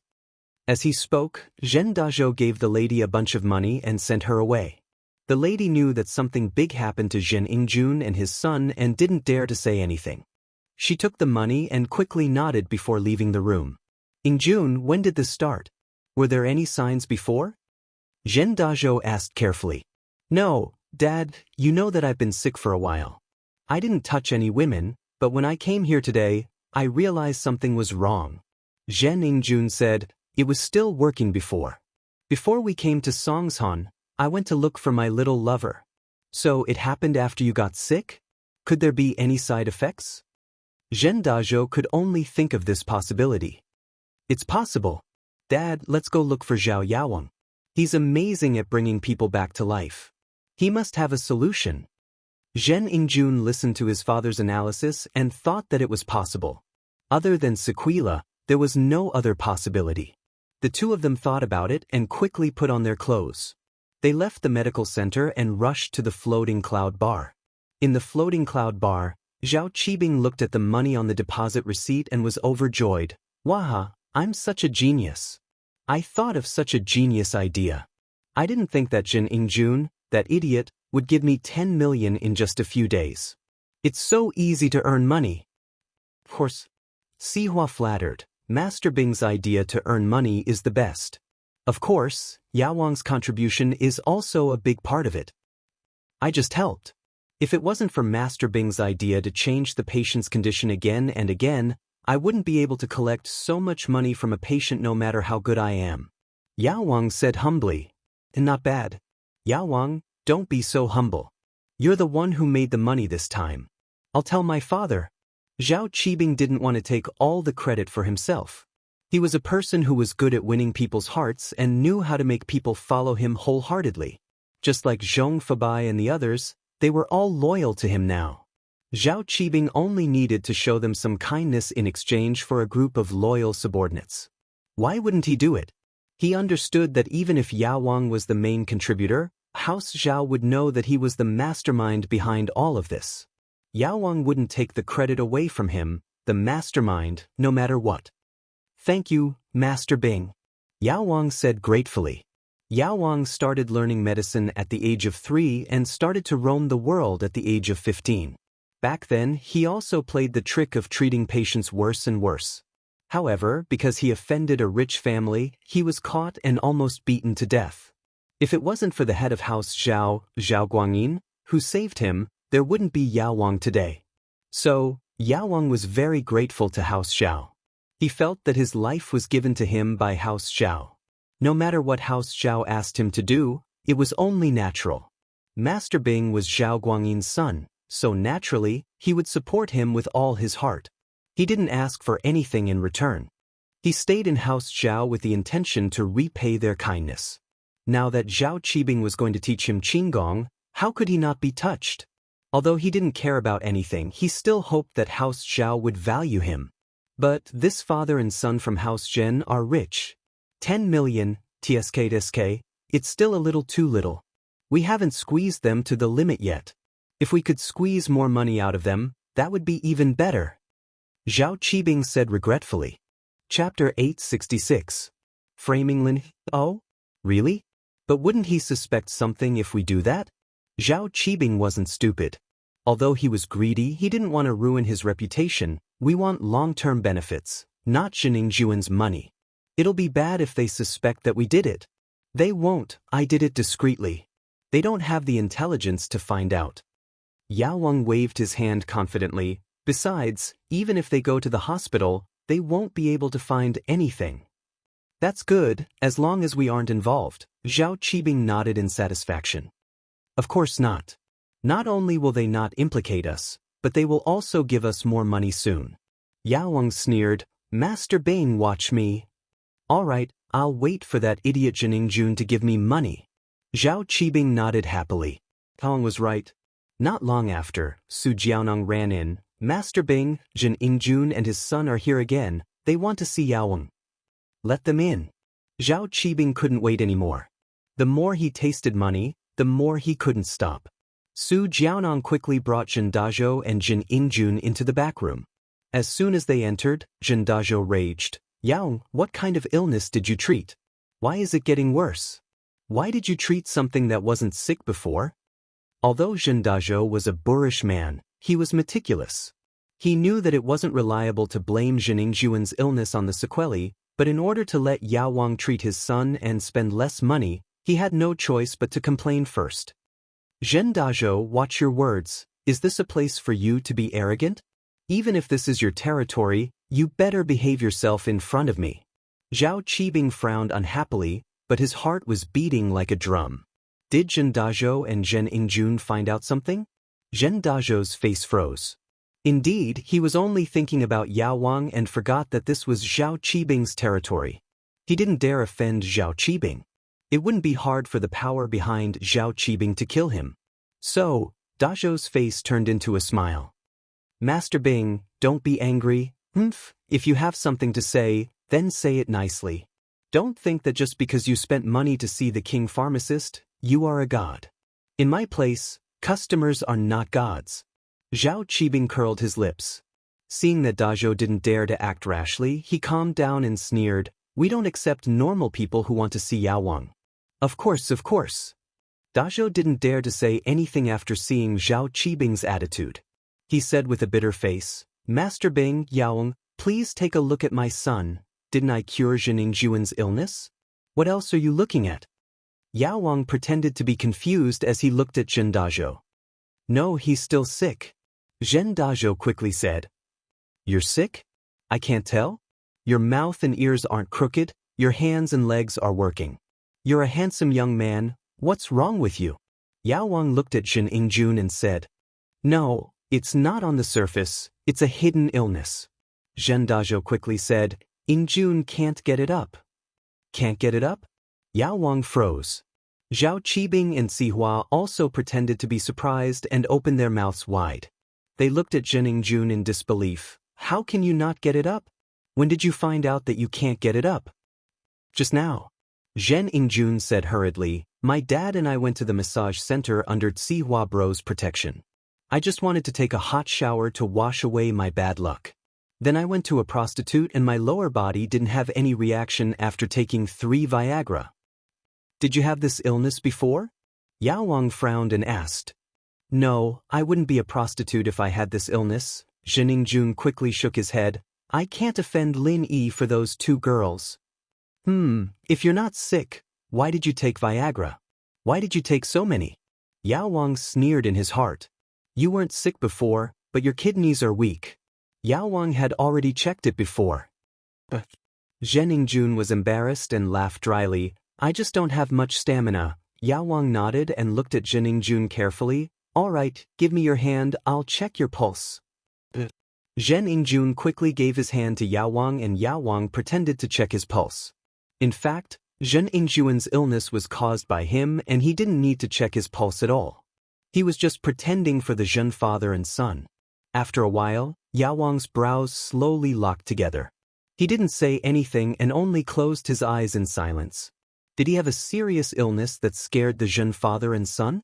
Zhen Dazhou was counting on Zhen Yingjun to carry on the family line. Now that he was disabled, what would he do in the future? Wouldn't he die without descendants? Zhen Yingjun, on the other hand, didn't think so far ahead, but he was also scared. After all, he couldn't play with women anymore and his life would lose a lot of fun. You are not sick. After a while, Yao Wang spat out these 3 words. Not sick? Zhen Dazhou and Zhen Yingjun widened their eyes and looked at Yao Wang in disbelief. Zhen Yingjun screamed, How can I not be sick? That's the truth. Yao Wang, if you don't believe me, I'll take off my pants for you to see. There's no need for that. Yao Wang waved his hand. I said you're not sick because you're not sick, but you said you're impotent. This is real. What do you mean? Zhen Yingjun was confused. You're impotent. This isn't an illness, someone did something to you. Yao Wang sighed and looked at Zhen Yingjun sympathetically. I didn't expect Lin Yi to be so evil. Not only did he make you sick on the surface, but he also made you a cripple in the dark. He's so evil. Lin Yi again? Zhen Yingjun was furious when he heard that it was also Lin Yi's fault. Dad, this Lin Yi is too evil, I want to kill him. Dazhou was infuriated as well. He didn't think that Lin Yi would be this evil, leaving his son with such an illness. Yingjun, don't worry, I'll avenge you. Dazhou was furious as well. He didn't expect Lin Yi to be this evil. Chapter 867. The price was a little low. Zhao Qibing and Lin Yi had a grudge against each other.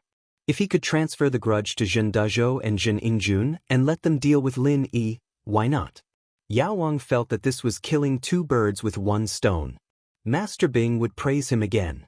Of course, we have to treat him first. Zhen Yingjun quickly said, Yao Wang, can my illness be treated? Yes, but it's difficult. The king of medicine sighed. To me, the king of medicine, there is naturally no illness that cannot be cured, but the degree of difficulty is different. Previously, when I was treating you, I already wasted a lot of qi. Now, your illness is not small, and it also needs to use qi. Yao Wang, don't worry, I won't shortchange your medical fees. Just tell me how much you need. Zhen Dazhou quickly said when he heard that his son could be saved. You have to ask Master Bing about this. If I use all my qi on you, then if other patients come, I won't be able to save them. At that time, the loss won't be just a little. Yao Wang said with some difficulty, how about this? I'll treat Yingjun after I recover my pure energy, how about that? That way, the medical fees will be cheaper. How long do I have to wait? Zhen Dazhou didn't have much money left. He came to Songshan with 50 million to invest in the gambling boat, but before he even invested, he had to spend more than 10 million to treat his son's illness. From Yao Wang's tone, it seemed like treating his son's illness would cost a lot more than before. He hesitated. If he could wait for a while, why not wait if it was cheaper? 3 to 5 years, Yao Wang said indifferently. Huh. Zhen Yingjun and Zhen Dazhou froze and looked at each other. 3 to 5 years? Zhen Dazhou thought that he would only have to wait for a few days, at most a month. Who knew that it would be 3 to 5 years? Wasn't that too long? Zhen Yingjun couldn't wait any longer. If something went wrong or he couldn't find Yao Wang, wouldn't he be a eunuch for the rest of his life? Thinking of this, Zhen Yingjun couldn't help but look at Zhen Dazhou for help. Zhen Dazhou also thought of this. How could he wait? If he waited any longer and something went wrong, then his Zhen family would have no descendants. Zhen Dazhou gritted his teeth and asked, Master Bing, the consultation fee is not a problem. As long as we can cure Yingjun's illness, money is not a problem. This. Master Bing hesitated and said awkwardly, Sigh, it's not that I don't want to treat you, but life has a price, and qi is priceless. Zhen Dazhou only wanted to curse after hearing Master Bing's words. What kind of theory was this? Life was priceless and qi was priceless. However, Zhen Dazhou couldn't get angry. He could only hold back his anger and said, "It's okay. Just say it." "At least 30 million. Qibing said faintly. Huh. Zhen Dazhou was dumbfounded when he heard the price. Although he expected the price to be high, he didn't expect it to be this high. 30 million. That was earned by Donghai bit by bit, and it was gone just like that? Master Bing, the price? Yao Wang heard the price and was in a difficult position. Zhen Dazhou was overjoyed when he heard Yao Wang's words. It seemed that Yao Wang also felt that the price was a bit high and wanted to help him. Yao Wang was such a good person. Thus, he hurriedly echoed, yes, this price is really a bit low. Yao Wang followed, my qi is priceless. Zhen Dazhou almost vomited blood when he heard Yao Wang's words. So Yao Wang thought that the price was too low, not too high? Yet, he had foolishly agreed with them. He was truly foolish to the extreme. Zhen Dazhou, you think so too? It seems like I'm really a kind person, asking for such a low price. Zhao Qibing shook his head in self-mockery. If that's the case, you can add more. That? Ha, I'm a bit short on money recently, 30 million it is. Zhen Dazhou awkwardly agreed to the price. How could he dare to disagree? If he didn't, it might become 40 million soon. And 30 million it is. I've already said it. Yao Wang, this is the price, right? What do you think? Zhao Qibing looked at Yao Wang and asked. Okay, whatever Master Bing says, we'll do it. Yao Wang nodded. Thank you, Master Bing. I'll go prepare the money now. Zhen Dazhou said, in June and I will leave first. We'll come back when we have the money. Dad, why don't you prepare the money and I'll stay here for treatment? Zhen Ingjun didn't understand why his father wanted him to leave with him. How can we do that? How can we let Yao Wang treat you without money? You're so stupid. Zhen Dazhou glared at Zhen Ingjun and said. Zhen Ingjun had no choice but to follow his father out of the bar and asked curiously, Dad, why did you drag me out? It'll be better if you let me treat the illness first, it'll prevent more problems. We came in a hurry and thought it was a side effect, but it doesn't seem to be. So, I'm thinking, should we go to the hospital and have a look? What if the hospital can treat it too? Then we won't have to waste money, right? Zhen Dazhou wasn't stupid and had some intelligence. You're right, I was too impatient. Zhen Ingjun nodded, yeah, 30 million can be used for anything, but if it's used for treatment, it'll hurt my heart. The father and son discussed and stopped a taxi to go straight to the hospital. However, they went to the First People's Hospital, the male specialist hospital, and so on. In the end, they couldn't find anything. The medicine king was right about his illness. He didn't have any illness, so what could the hospital find? This was all Yao Wang's doing. Whoever started the trouble should end it. How would others know how Yao Wang did it? After coming out of the hospital, the father and son completely believed Yao Wang's words. Zhen Dazhou sighed. It seems like you really aren't sick, it's that Lin Yi who did something to you. Even the big hospitals said that you aren't sick, it seems like only Yao Wang can treat you. Chapter 868. Revenge, Ingjun, I can't let this Lin Yi go even if you don't say it. He made me lose 40 million. Do you think my money is so easily lost? This debt, I will definitely put it on Lin Yi's head. Dazhou laughed coldly and said fiercely. He was also exasperated. Who was he, Zhen Dazhou? When had he ever suffered such humiliation? Right, Dad, I heard that Meng Yao's family's pretty rich, and Lin Yi's her bodyguard. Why don't we make a move on Meng Yao and get her to pay us the money? Zhen Ingjun immediately turned his attention to Meng Yao. He more or less knew about Lin Yi from Zhao Qibing. Of course, Zhen Ingjun didn't know that Zhao Qibing purposely leaked this information to him so that he could be cannon fodder. I know, I've already asked someone to investigate. Pengzhan Industries is very famous in the province. Dazhou, on the other hand, had his sights set on Pengzhan. He'd thought it through very well. If his son was in this state because of his daughter, then who else would pay for the medical fees? Not only did he have to pay for the medical fees, but he also had to give some compensation. Zhen Ingjun heard that his father also wanted to cause trouble for Meng Yao and he felt relieved. But we must kill that Lin. It won't be easy to kill Lin. I heard that he is a master at the early phase of the mystic class and that Li Fu beside Pengzhan is also a master at the peak of the late phase of the golden class. It won't be easy for us to touch them. Zhen Dazhou got some of the information from his investigation, but most of it came from Zhao Qibing. What's the use of those masters? Don't we have guns? No matter how strong he is, can he be invulnerable? Zhen Yingjun said in disdain, Dad, where are your men who are doing business on the high seas? Tell them to come back and kill Lin. Although the Zhen family had some business in the East Sea, the most profitable business was the one that had no capital. The Zhen family had a pirate group codenamed Firearm Team that specialized in robbing cargo ships on the high seas.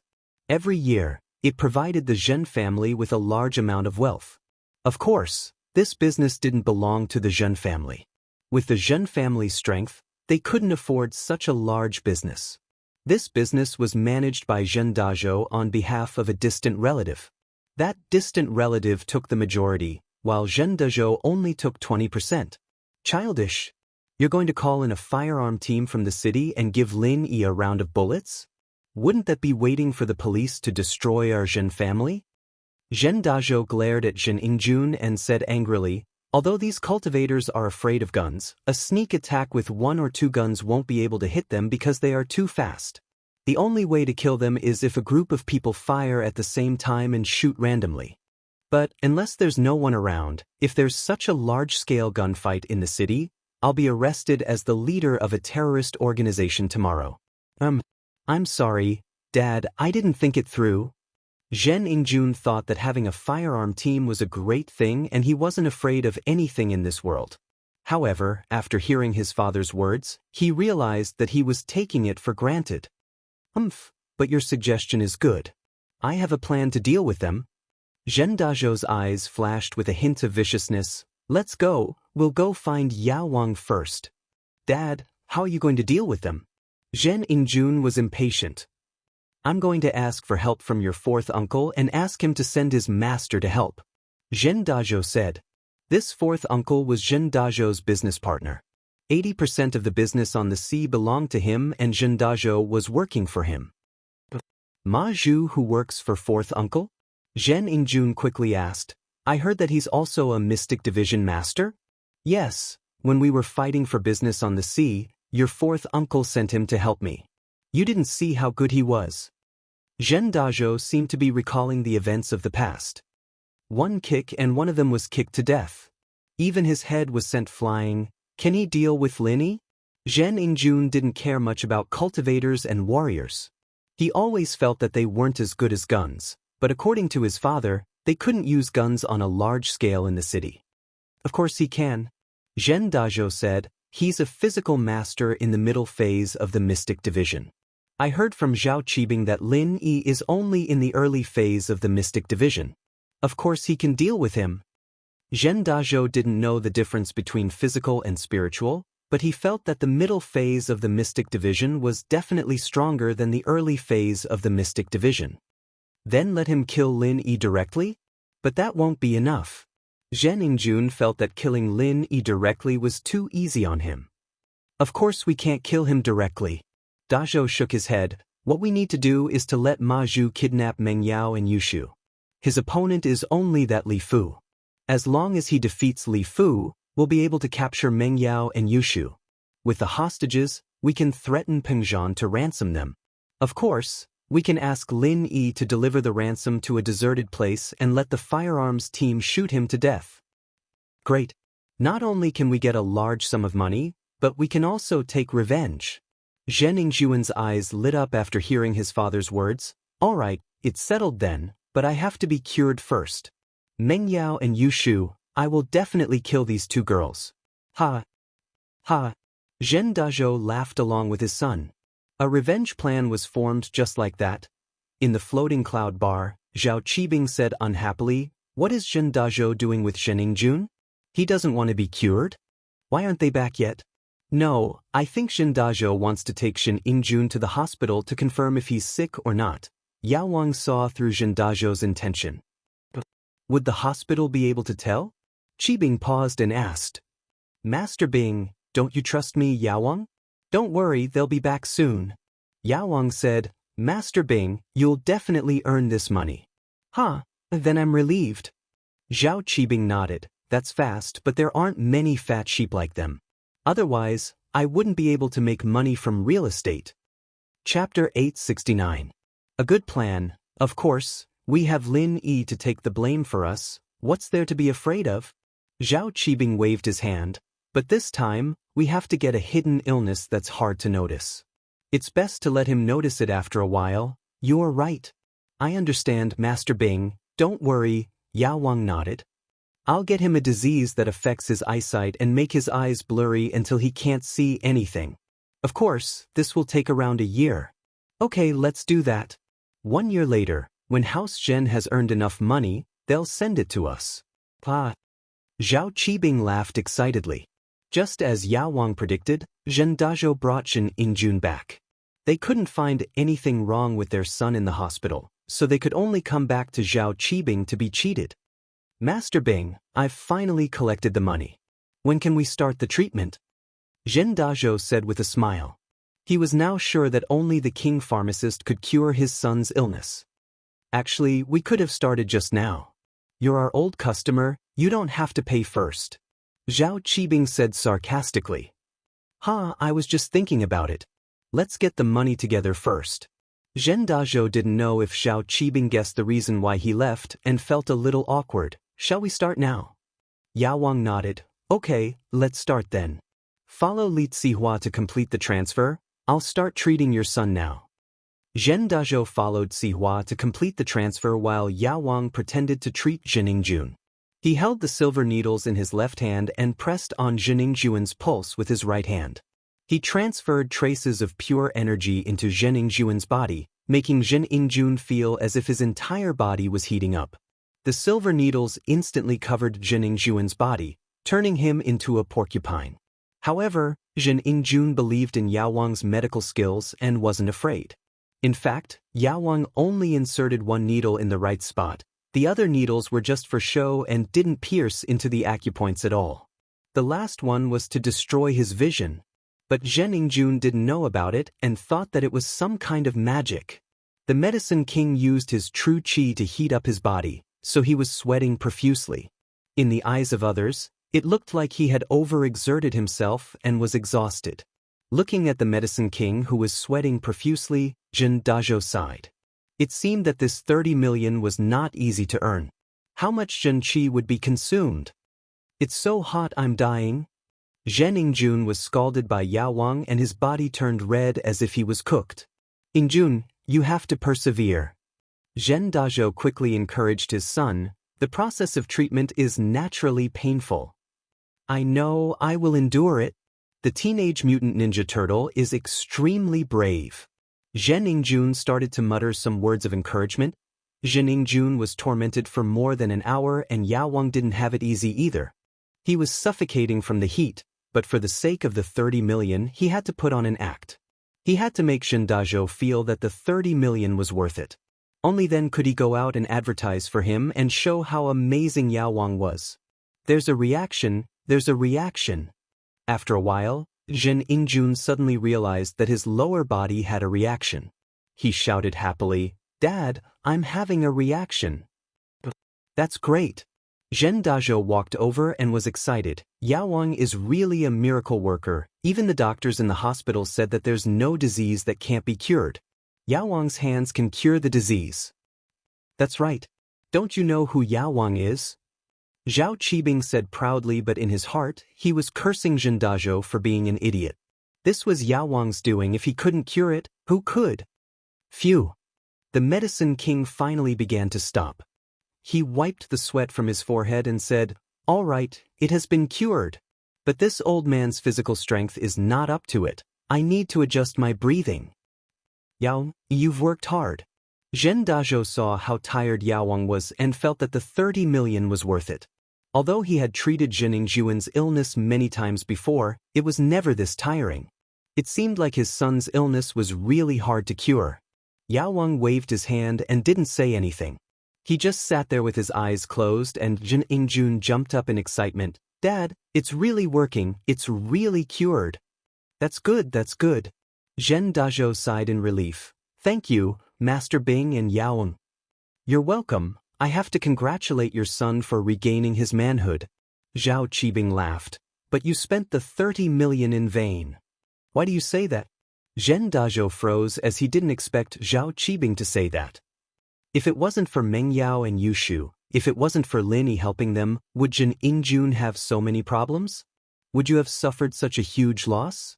Zhao Qibing started to convince Zhen Dazhou to go against Lin Yi. This time, I won't let him go so easily. But I still need your help, Master Bing. Help me investigate Pengzhan Industries.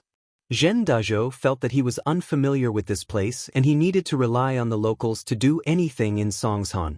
Zhou Tiandi had obviously distanced himself from him these days, and Zhen Dazhou had heard about the grudge between Zhou Tiandi and Lin. He laughed at Zhou Tiandi's cowardice and decided not to bother him anymore. That's not a problem, Zhao Qibing nodded generously. After all, we're old friends. I can help you with this, but how are you going to deal with Lin Yi? If it's convenient, can I give you some advice? Lin Yi and I are old enemies. Zhen Dazhou had heard about the grudge between Zhao Qibing and Lin Yi, so he dared to tell Zhao Qibing about his plan to deal with Lin Yi. The enemy of my enemy is my friend. He believed that Zhao Qibing wouldn't betray him. It's like this, I'm preparing to. Zhen Dazhou told Zhao Qibing his plan to deal with Lin.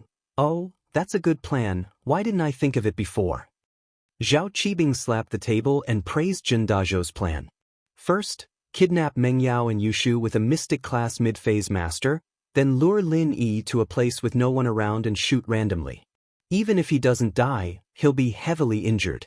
Then, let the mystic-class master kill Lin Yi. Brilliant. Chapter 870. The exact same prescription. What's wrong, Master Bing? You think this plan is feasible too? Dazhou was overjoyed. He didn't expect his plan to be approved by Master Bing. It's doable, very doable. Qibing nodded and looked at Sihua. Sihua, what do you think? It's doable. Sihua nodded in agreement. Whatever information you need, I'll provide it to you. Thank you so much, Sihua bro. Dazhou quickly thanked him. I'll go contact that master first, wait. Yaoang spoke again. Yaoang, is there anything else? Dazhou paused, but since it was Yaoang who spoke, he didn't dare to be slow. He quickly stopped and turned back. Your illness today reminded me that although your son seems to be fine now, it's hard to say if Lin Yi has done anything else. You have to be careful. If anything goes wrong when you go back, don't be careless. Yaoang started to give Dazhou a heads up. What? There's more? Dazhou was furious. Isn't this Lin Yi too wicked? There's more. It's just a guess, I can't be sure. After all, I only thought of it after what happened today. Yaoang sighed. Then, Yaoang, can you check Ingjun again? Dazhou asked carefully. I can't find anything right now. How can I check when there's no illness? I can't check every part of your son's body, can I? If I do that, my pure energy will run out and I'll die. Yaoang waved his hand and rejected Dazhou's suggestion. I see. Dazhou couldn't force it after hearing Yaoang's words, but his heart felt like it was blocked. He was very unhappy, and his hatred for Lin Yi increased by another level. But don't worry, there's no illness that I, Yaoang, can't cure. If there's any problem, come find me. Yaoang comforted. That's the only way. Zhen Dazhou had no choice but to leave with his son. After Zhen Dazhou and his son left, Zhao Qibing sighed. What two idiots, I really hope they get lucky and kill Lin Yi again. Let them do whatever they want, we just need to focus on earning our own money. Sihua said. Master Bing, now that we have 40 million in our account, shouldn't we start building the orphanage? Okay. Get ready. Take the king pharmacist to the orphanage and warn them. Tell them to move away, or I'll kill them. Qibing said arrogantly. Now that he had a guaranteed way to earn money, he was much more domineering. Master Bing, but I'm not good at fighting, right? Yaoang's listless expression changed to one of high spirits. Don't worry, you just need to show the strength of a mystic class master. I don't think that the dean, a golden class master, would dare to fight a mystic class master like you directly. Qibing said nonchalantly, "You're not going to fight her, you're going to scare her.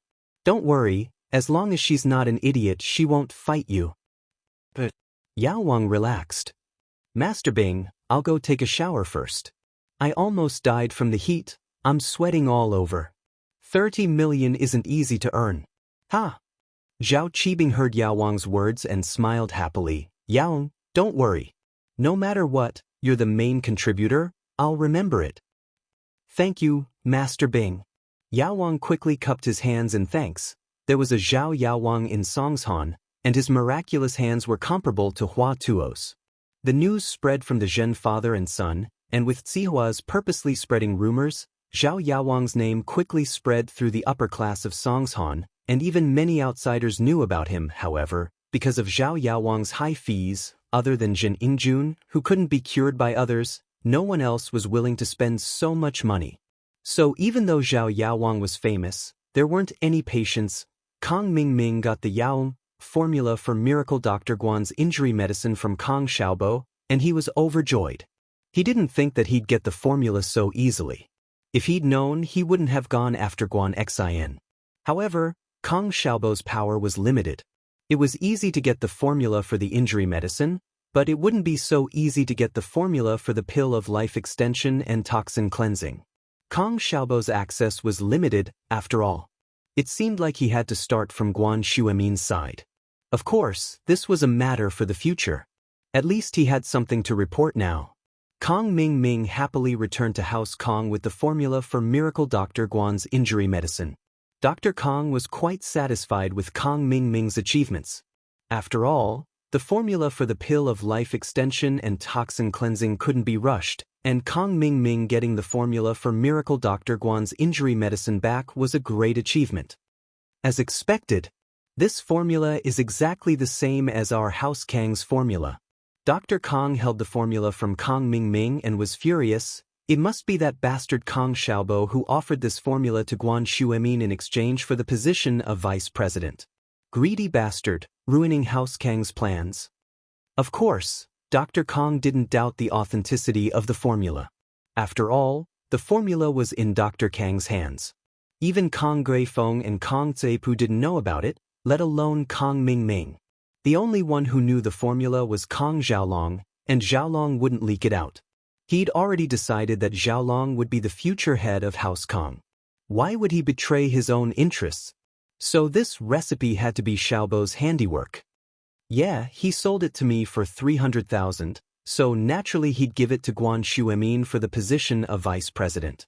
Kong Mingming nodded in agreement. If that's the case, then don't blame me for being rude. Dr. Kong smiled coldly. Yes, Grandpa, we can't let them have it easy, Kong Mingming said. Chapter 871. Showering with them?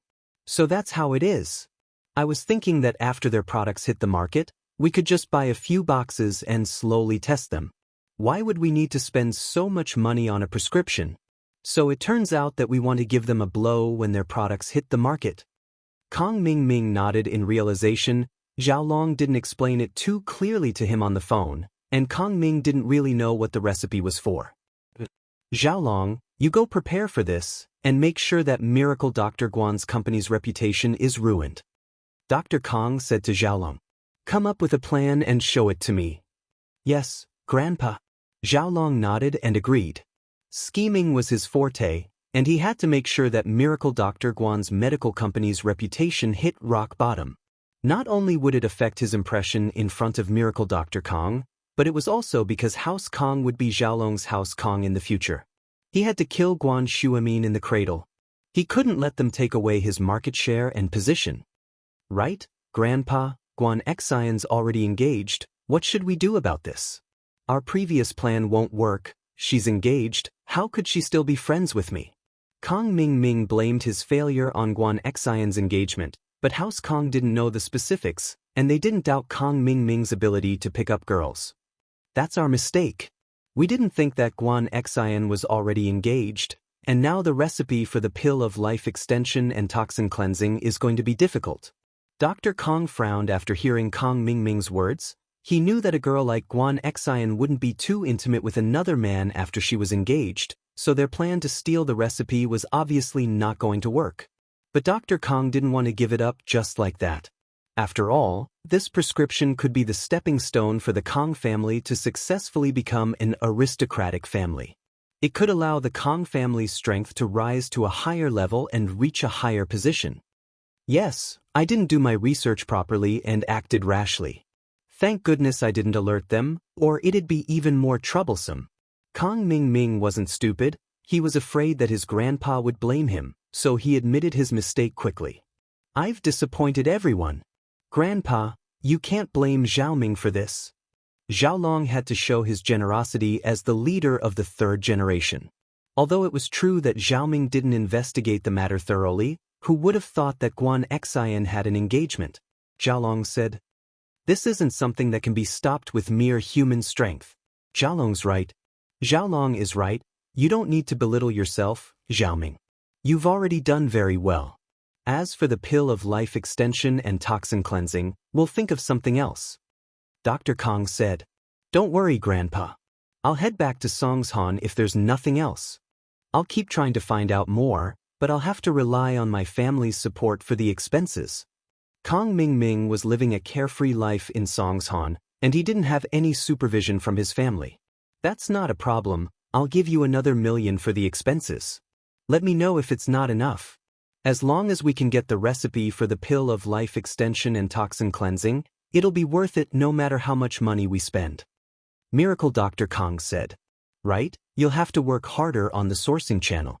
If we get a hold of Xuemin's raw material sourcing channel, we'll seal it off completely. I'd like to see what they'll be able to sell in the future. What's the use of a recipe? Okay, I got it. Kong Xiaoming nodded and replied. Lin Yi sat on the sofa, watching Pleasant Goat and Big Big Wolf, with the Miss and Yushu. He didn't understand why the Miss and Yushu would like to watch kids' stuff at their age. But then again, it was understandable that they were a little childish since they'd been living together all day, not interacting much with the outside world. The night was boring, especially with Yushu and Mengyao watching TV. Lin Yi didn't have anything to do, so he picked up the phone on the table and started playing games. He'd volunteered to watch TV with them just now, and it'd be a little embarrassing if he were to leave halfway through. Wouldn't that be a little too much of a disgrace? The Miss seemed to be someone who cared a lot about face. I'm going to shower. Lin Yi wasn't interested in it at all, and when the show was finally over, he tossed his phone on the coffee table and stood up, preparing to take a shower in his room. I'm going to shower too. Mengyao stretched her body. What about you? Oh, I haven't finished my apple yet. I'll watch TV for a while. Yao Yao sis, you go shower first. Yushu used the remote control to change the channel, her mouth stuffed with half an apple as she mumbled. Mengyao turned around and went upstairs. General Weiwu saw that the people in the living room had left, so it wagged its tail and went back to its place, under the stairs. Not long after Lin Yi and Mengyao left, Lin Yi's phone rang, scaring Yushu. She picked it up and saw the name, Tang Yun. She hesitated before picking it up. Hello? Tang Yun froze. Why was it a girl's voice? She subconsciously thought that she'd called the wrong number, but when she saw that it was indeed Lin Yi's name, she couldn't help but feel strange. You are? Isn't this Lin Yi's number? Yes, I'm Shu, the automated voice answering machine. What can I do for you? You can leave me a message, or I'll pass it on to Shield Bro. Yushu said. Tang Yun heard Yushu's voice and was speechless. Shu? Where's Lin? Oh, Shield Bro and Yao Yao sis are showering right now. Why are you looking for him? Yushu smiled mischievously. Shower? Lin and Mengyao? Tang Yun heard Yushu's words and was taken aback. Why did Lin Yi and Mengyao go to shower? Yeah, Yushu said. Together. Tang Yun didn't believe Yushu's words. This girl always talked nonsense. Who knew if she was telling the truth or not? Tang Yun's vigilance was high now, and normal people couldn't lie to her. Yeah, Yushu replied. Then why don't you go with him? Aren't you Lin Yi's mistress? Tang Yun asked. Chapter 872. Can you see through things? Tang Yun frowned. If Yushu had said that she had just finished showering or was about to shower, then Tang Yun wouldn't have believed her. But Yushu's explanation made Tang Yun a little uneasy. All right, I won't talk to you anymore. I've said too much. If Yao Yao sis finds out, I'll die a horrible death, bye-bye. Yushu didn't wait for Tang Yun to reply and hung up the phone. Then she started laughing. Tang Yun didn't get to ask what was going on before Yushu hung up. It made her feel a little uncomfortable. Lin Yi really went to shower with Meng Yao? Tang Yun had always felt that the relationship between Lin Yi, Meng Yao, and Yushu wasn't as simple as an employer and employee relationship. Perhaps nothing had happened now, but if this went on, something would happen sooner or later. But Tang Yun didn't want to think about it. She even thought optimistically that if Lin Yi really did have something going on with Meng Yao, it'd be fine as long as she didn't know about it. She didn't know what was going through her mind. Was it because she felt inferior, or was it because she was afraid of losing Lin Yi? Xiao Xiao's words were a lie, but it was a wake-up call for Tang Yun. Love didn't need a reason, and there was no such thing as being rich or poor, but there was always a difference between ideals and reality. Honestly speaking, Tang Yun herself felt that Meng Yao or Guan Xian might be a better match for Lin, and she, on the other hand, had gotten together with Lin Yi by accident. She couldn't help Lin Yi at all. No matter what he did, she'd always be a bystander, and she'd even drag him down with her. Once this feeling formed, it would take root and grow, making Tang Yun worry more and more. She didn't want to ask Lin Yi anything, and she didn't dare to. Yushu's words were 80% fake, but sometimes, knowing that it was fake still made her worried. Tang Yun picked up her phone and hesitated for a long while before dialing a number in the contact book. Do. After the call connected, it rang many times but no one answered. Tang Yun silently pressed the hang-up button and put the phone aside. She fell onto the bed, hugging the pillow in her arms as she stared at the wall in a daze. After a while, Tang Yun's phone beeped. It was a text notification. Tang Yun was spacing out when she received a text. She looked at her phone and saw that it was a text from Meng Yao. I was taking a shower just now. What's the matter? Tang Yun was shocked. Was Meng Yao really taking a shower? Tang Yun felt as if her heart had been broken into pieces at this moment. It hurt a little. But then she thought about it. If Meng Yao really was showering with Lin Yi, then why would she tell her? How good would it be to hide it from him? But Tang Yun couldn't see Meng Yao's expression, so she didn't know if this message was a show of force. The tone of the message was calm, and she couldn't see any emotions in it. This was the misstyle. Tang Yun wanted to make a call to confirm, but she didn't dare. She was afraid that her guess would become reality if she called, but she couldn't be at ease if she didn't call. After a long time of hesitation, Tang Yin sighed and put the phone aside. She buried her head in the blanket, tears falling down her cheeks. Meng Yao sent a text to Tang Yun, but Tang Yun didn't reply for a long time. She found it strange, so she called Tang Yun back. After all, the three of them had a good relationship. Meng Yao shook her head when she heard the sound of the phone being turned off. Maybe Tang Yun's phone was out of battery, or maybe she called the wrong number. She didn't think too much about it, so she put the phone aside and dried her hair with a towel. It was a quiet night, and Lin Yi realized that he left his phone in the living room the next morning. He looked at his phone and saw no missed calls, so he didn't think too much about it and went to prepare breakfast for the Miss and Yushu. Faubert came to pick up the Miss and Yushu, and Lin Yi drove Yushu's beetle to the hospital to pick up Tang Yun. Tang Yun stood at the entrance of the hospital, feeling nervous. She didn't know if Lin Yi would come to pick her up like usual, and she didn't know if she would ask Lin Yi about what happened yesterday. So she didn't even eat breakfast, and spent the whole morning in anxiety. But the moment Tang Yun saw Lin Yi, all the unhappiness disappeared. Seeing the smile on Lin Yi's face, Tang Yun smiled as well. He still loved her, so why didn't she believe him? Why did she have to worry about something that could happen, but was bound to happen? Tang Yun shook her head and quickly ran to Lin Yi with her bag. Why are your eyes red? Didn't you sleep well last night? Lin Yi opened the car door for Tang Yun and looked at her strangely. Lin Yi was a part-time doctor, and he was good at observing people. I hit a mosquito in the middle of the night. Tang Yun lied. She couldn't tell Lin Yi that she cried until midnight, could she? That would be too embarrassing. Although Lin Yi thought that Tang Yun was lying to him, Lin Yi didn't want to get to the bottom of it if Tang Yun didn't want to tell him, what do you want to eat? Tang Yun heard Lin Yi's question, and she couldn't help but be surprised. What do you want to eat? Breakfast? You don't want to eat? Lin Yi smiled. I already ate. Tang Yun wanted to say that she already ate, but looked at Lin Yi's half-smiling eyes and looked down. How do you know that I didn't eat breakfast? Since Lin Yi said that, naturally he had his reasons, so Tang Yun didn't deny it. Usually, Lin Yi wouldn't ask her this question, and after picking her up, he would go straight to school. I'm a doctor, I can see through your body, Lin Yi said. You can see through things? Tang Yun looked at Lin Yi's eyes and blushed. That's not true.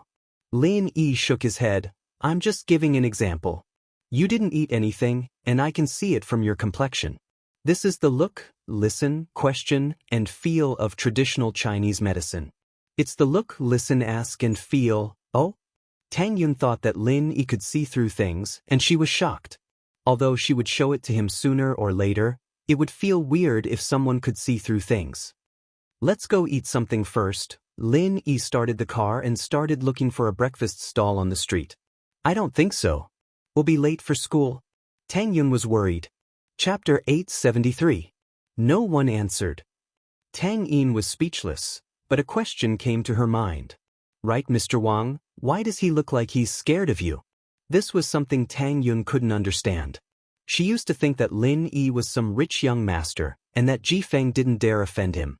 But now that Lin Yi's identity was revealed, he was just Ming Yao's bodyguard. Why would Wang Jifeng be scared of him? He wouldn't even give face to the nephew of the school board, Zhong Pengliang, right? But I caught him hitting on a girl in school. Lin Yi didn't hide it. Tang Yin's eyes went wide. Hitting on a girl? In school? I think it was his lover?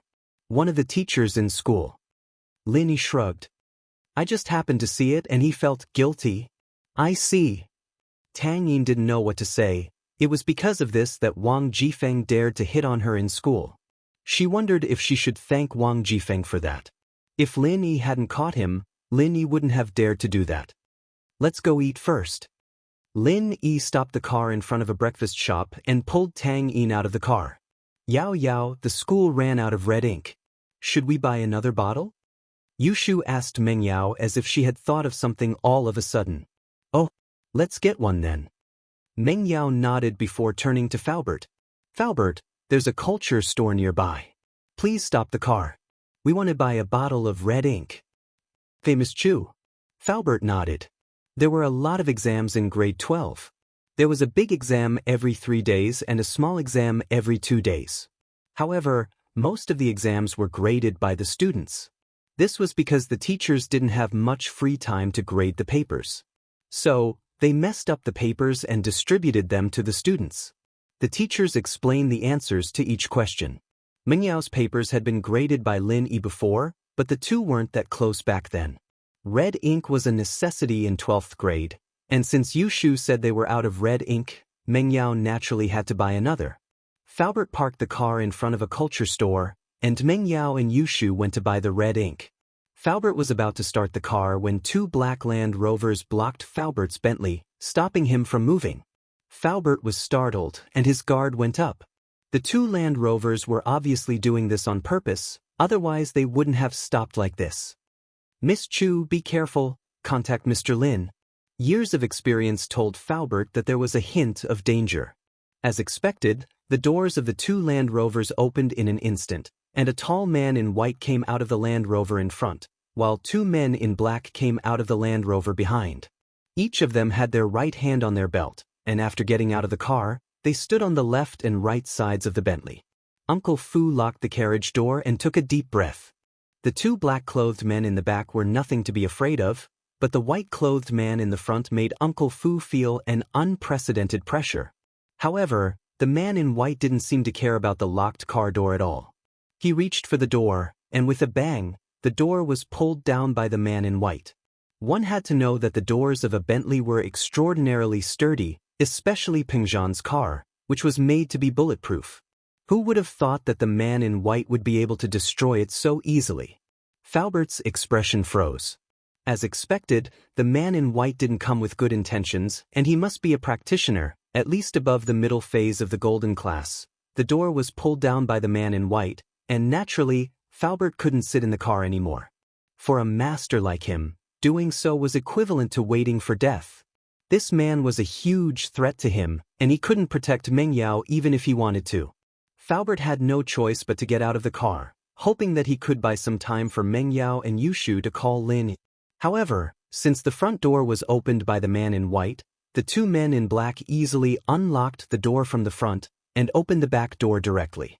They took out two black guns from their waists, one for each of them, and pointed them at Meng Yao and Yushu. "Hand over the phone." The man in black glared at Meng Yao and Yushu coldly. "Okay." Yushu handed over the phone obediently. She knew that she shouldn't fight when the odds were against her, and she didn't say anything, knowing that these two were not joking around. Meng Yao was about to call Lin Yi, but it seemed like she couldn't do it anymore. She handed the phone to the man in black helplessly, but she dialed Lin Yi's number and didn't hang up. The man in black took Meng Yao's phone, looked at it, and quickly hung up. He turned off the phone and looked at Meng Yao coldly. "Don't think you're so smart. Get out of the car and get into the car at the back." Lin Yi was having breakfast with Tang Yun when he received Meng Yao's call. The Mrs. phone rang twice, and before Lin Yi could pick it up, the other side hung up. This surprised Lin Yi, and he called back, only to hear that the phone was turned off. Was there no electricity? Lin Yi didn't think much about it. After all, Meng Yao was sent to school by Faubert every day. Lin Yi didn't have to worry about it. "What's wrong?" Tang Yun asked when she saw that Lin Yi didn't get through. "It's nothing," the miss just called and hung up after a couple of rings. "I called back, but her phone was turned off." Lin Yi shrugged. "Maybe it's out of battery." "Oh." Tang Yun pouted when she heard that it was the miss, and she didn't say anything else. She was a little disappointed. "What's wrong?" Lin Yi saw that Tang Yun seemed to be depressed, so he asked. "It's nothing." Tang Yun shook her head. "Did something happen to the miss? Why don't you call Yushu?" Lin Yi thought about it, and it made sense. If he couldn't get through to Meng Yao's phone, then he would call Yushu. He dialed Yushu's number, but Yushu's phone was turned off as well. Lin Yi frowned, and he felt that something was wrong. It was possible that Meng Yao's phone ran out of battery, but how could both Meng Yao and Yushu's phones run out of battery? There was no signal on the road from the villa to school, so it couldn't be caused by a lack of signal. Chapter 874. Unscathed. Faubert's phone was on the dashboard of the Bentley, and Faubert couldn't pick it up when he heard it ringing. The white-clothed man was giving him a lot of pressure, and he didn't dare move recklessly. "Who are you people? Why do you want to capture Miss Chu and Shu?" Faubert looked at the white-clothed man and asked. Although he was staring at the white-clothed man, his eyes were focused on the two men in black, Meng Yao and Yushu. "Stand here obediently and wait for us to leave. I won't hurt you." The white-clothed man didn't answer Faubert's question. Instead, he spoke arrogantly. Faubert frowned. There was no point in asking since the man didn't want to say anything. The only thing Faubert needed to do now was to stop these people from taking Meng Yao and Yushu away. So he had to deal with the white-clothed man first. The two men in black didn't pose much of a threat to Faubert. They were just two normal people with slightly stronger bodies. It would be a piece of cake to deal with them. And so, Faubert moved. He raised his right hand and sent a palm towards the white-clothed man. It was a feint, however. He wanted to force the white-clothed man back and turn around to save Meng Yao and Yushu. Faubert didn't know the strength of the white-clothed man at the moment, and he didn't want to fight him head-on. As long as he could force the white-clothed man back, it would save him some time. He watched as the two men in black forced Meng Yao and Yushu into the rover behind him, and Li Fu calculated the time. He'd be able to take care of the two men in black as soon as he could after the white man backed off, steal the rover, and drive away. But, as the saying goes, a person's plan can never be overpowered. Faubert thought that he would be able to force the white-clothed man back with one palm, but he didn't think that the white-clothed man wouldn't dodge at all. Instead, a cold, mocking smile flashed across his face. This smile made Faubert's heart tighten. He had already realized that something was wrong. If this white-robed man's strength didn't far surpass his and had already reached the point of ignoring his palm, then he was a fool who didn't know what the consequences of this palm would be. Of course, Faubert did not think that this man in white was a fool. He did not believe that this man in white would not investigate his strength before doing this. Bang! Falbert's palm landed solidly on the white-robed man's body. Falbert practiced external martial arts, so how domineering was this palm? Even the recoil made Falbert's palms numb, but the man in white seemed to be completely fine as he looked at Falbert indifferently. Finished? Does it feel good? The white-clothed man looked at Uncle Fu in ridicule. Bang! So loud. Falbert was not in the mood to joke around with the white-clothed man. His heart was filled with shock. With this palm, even if the opponent was a Mystic Class master, there was no way he would be unscathed, right? Even if he wasn't heavily injured, he would definitely be sent flying. But this white-clothed man was completely fine, and he was even talking and laughing. This person, just how strong was he? Could it be that he had surpassed the Mystic Class? But it was impossible, right? Earth-class masters, in this common world, were almost extinct. You are from House Yu? This was the only possibility that Falbert could think of. The only people he had offended recently were House Yu. Falbert did not think that this man in front of him was sent by Zhao Qibing. If House Zhao was willing to send out masters, they wouldn't have waited until now. If they wanted to send, they would have done it long ago, and Lin Yi wouldn't have destroyed their building twice. House Yu? You have enmity with House Yu? The white-clothed man smiled faintly. It seems that you have quite a lot of enemies. But unfortunately, I am not one. Then you are. Falbert knew that he was definitely going to die today. Li Fu, right? A physical master with the strength of the peak of the late phase of the Golden Class. The white-clothed man looked at Falbert and said faintly, "You are still not my opponent, but it is impolite not to reciprocate. I gave you a chance, I told you to wait for us to leave, but you didn't listen, so you can die now." As the white-clothed man spoke, he quickly raised his hand and slapped Falbert's chest. Falbert didn't even have time to dodge, and he was sent flying. Fast, it was too fast. Falbert felt that his chest had been smashed by the white-clothed man, and the intense pain made Falbert realize the strength of this person. The peak of the middle phase of the Mystic Class. But there was one thing that Falbert couldn't understand. Even if the opponent was a peak of the mid-phase of the Mystic Class, how could he be unscathed from his attack? Falbert's body landed heavily on the ground, and he spat out a mouthful of blood. Falbert knew that he probably couldn't make it.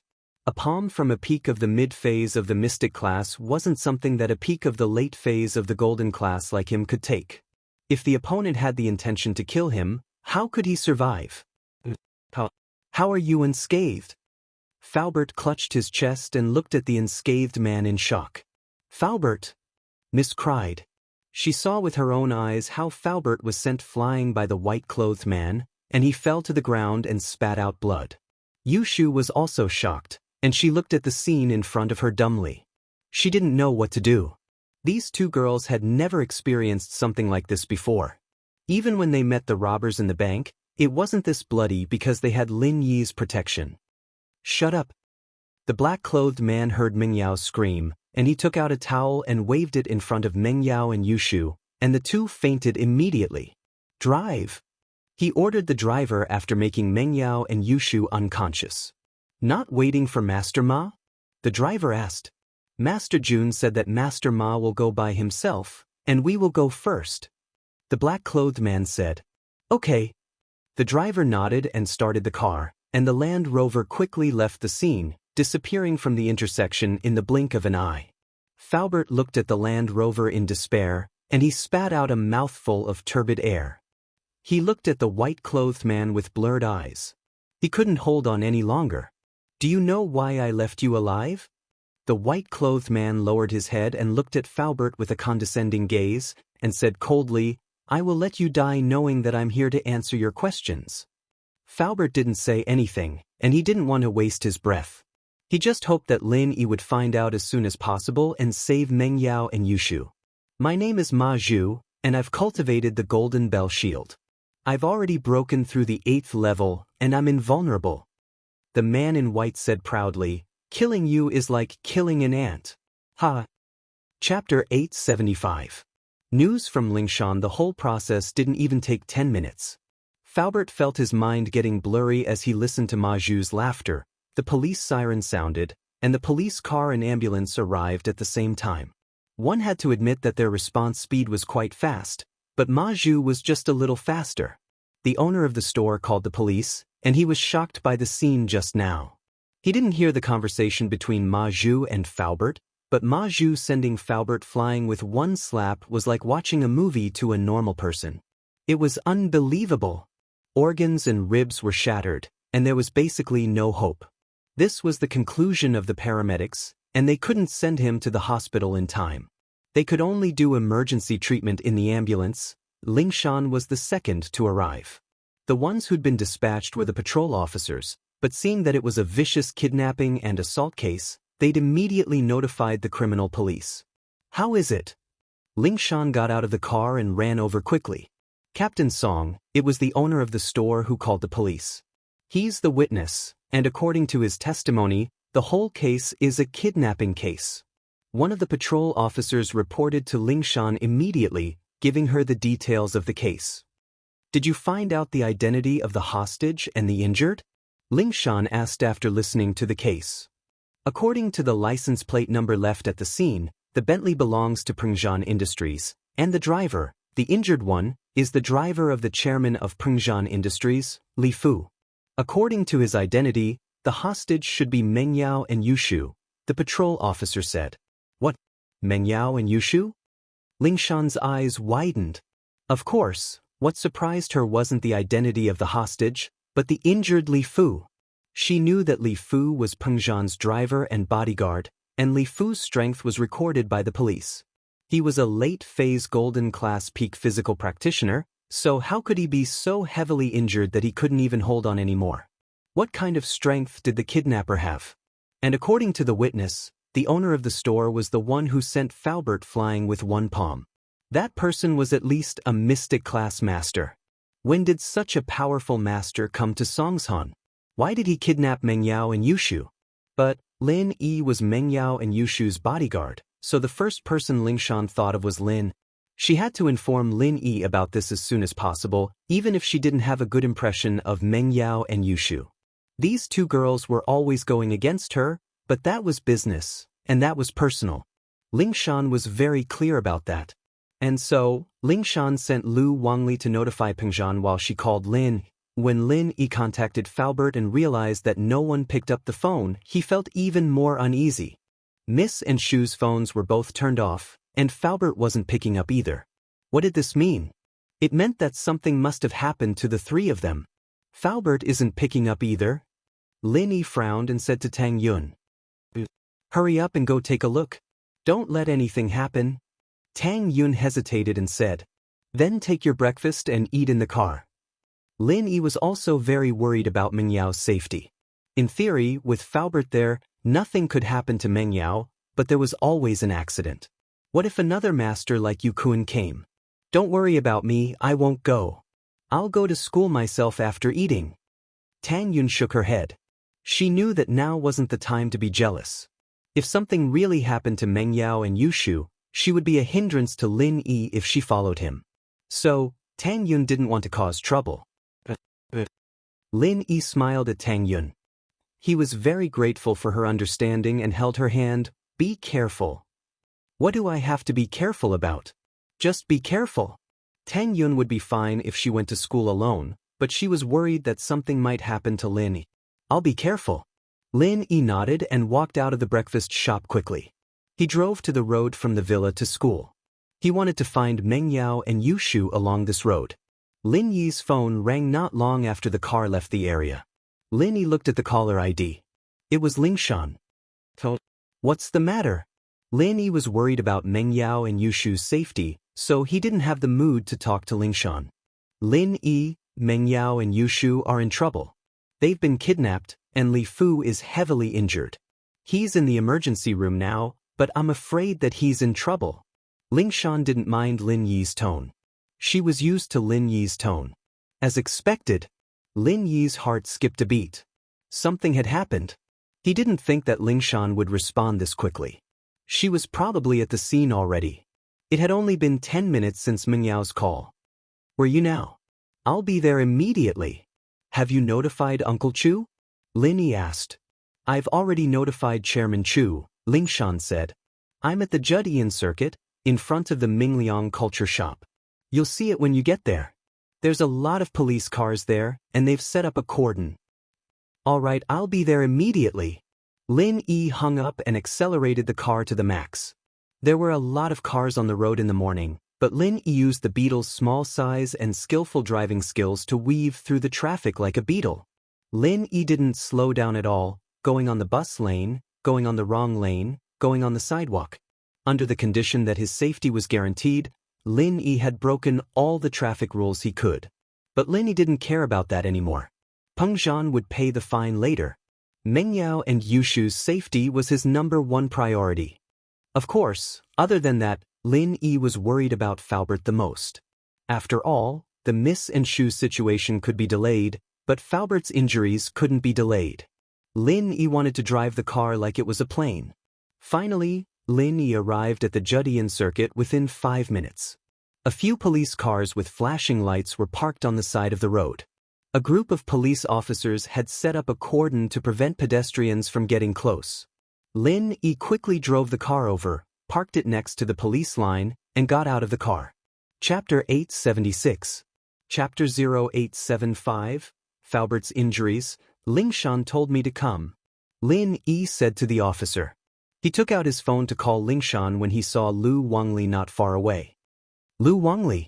Lin Yi called out immediately. The officer saw that Lin Yi not only knew Lingshan's name, but he also knew Lu Wangli. It was obvious that Lingshan had asked him to come, and so he didn't stop him. Seeing Lu Wangli walk over, the officer went back to his own business. Lin, you're here. Captain Song is over there. Lu Wangli pointed at a direction not far away. Where's Faubert? Bring me there. Lin Yi wasn't in a rush to find Lingshan. He was worried about Faubert's injuries.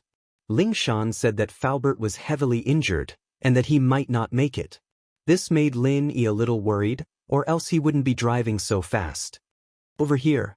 Lu Wangli saw that Lin Yi was in such a rush, and his expression turned serious as well. He wasn't angry at Lin Yi's commanding tone, because he knew that Lin Yi was probably involved in the big cases that the police had cracked recently. Plus, Lin Yi and Lingshan's relationship was very strange, and Lu Wangli had pretty much treated Lin Yi as Lingshan's boyfriend. Lin Yi saw Faubert on the stretcher, and his face darkened. From the outside, Faubert's condition didn't look too good. Leave this place to me, everyone go back and rest. Lin Yi walked over and said to the medical staff who were busy with the work. The medical staff didn't know who Lin Yi was, and they looked at Lin Yi curiously when they heard him, but they didn't leave. You guys go back. He can handle it here. Lu Wangli knew that Lin Yi wasn't simple, so he spoke up to help Lin. I'm sorry, officer. It's our duty to save lives and help the injured. We can't leave until we receive orders from our superiors. A leading medic walked over and said to Lu Wangli. Are you from the First People's Hospital or the Second People's Hospital? I'll talk to your dean. Lin Yi was anxious. It wasn't that Lin didn't trust these medical staff, but they couldn't save Faubert at all. First People's Hospital. The medic didn't hide anything. He wasn't sure of Lin Yi's identity, but he couldn't leave without his superior's order. Lin Yi quickly dialed Guan Shuemin's number and told him what had happened. He then asked for the medical staff's number. When the nurse heard that Lin Yi was calling Guan Shuemin, she was stunned and asked, May I ask if you're calling Guan Shuemin? Do you know him? Lin Yi was delighted and asked. Which doctor in Songshan doesn't know Professor Guan? The doctor said, Are you someone recommended by Professor Guan? Lin Yi let out a sigh of relief. He directly passed the phone to the medical staff and said, I'm Guan Shuemin's disciple. Leave this to me. Elder Guan will explain to you. The medical staff picked up the phone and nodded after hearing Guan Shuemin's words. Guan Shuemin told him that Lin Yi was his disciple. Leave this to Lin Yi and he would immediately call Dean Qin. The medical staff was relieved after hearing Guan Shuemin's words. Not long after hanging up the phone, the dean called. Dean Qin, hello. I'm Xiao Lu. The medical staff quickly picked up the phone. Okay, I understand. We will definitely cooperate with Dr. Lin Yi. Dean Qin called and told him to try his best to fulfill Lin Yi's request and help Lin Yi save the patient. With the dean's words, Xiao Lu naturally didn't have to worry about anything. Lin Yi bent down and checked on Falbert's injuries. He couldn't help but take a deep breath. Indeed, Falbert was still alive. However, it wasn't because the opponent wasn't strong enough to kill Falbert. The opponent did it on purpose to leave Falbert alive. Judging from Fu Bo's injuries, the other party should have only used one move. In other words, the other party's strength was far greater than Fu Bo's. So, if the other party wanted to take Fu Bo's life, it should be a piece of cake. However, the opponent didn't do it because he didn't want Falbert to die. He probably said a few words to Falbert after he used the move. However, the most likely reason was to let Lin Yi heal Falbert's injuries. This would cause Lin Yi's strength to drop by a level. To save or not to save? Lin Yi hesitated for a moment. Emotionally speaking, Falbert treated him well. Ever since he came to Songshan, Falbert had always been kind to him and treated him like a member of the mansion.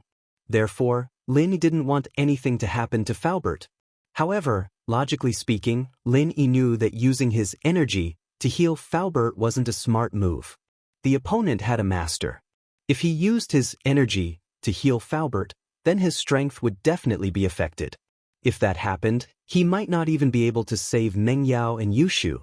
Although the energy could be easily obtained from the Jade Space, it still needed time. Lin didn't know if he could make it in time. Lin Yi gritted his teeth. He had to save Falbert first. At least before there was news of Meng Yao and Yushu, he couldn't leave them to die.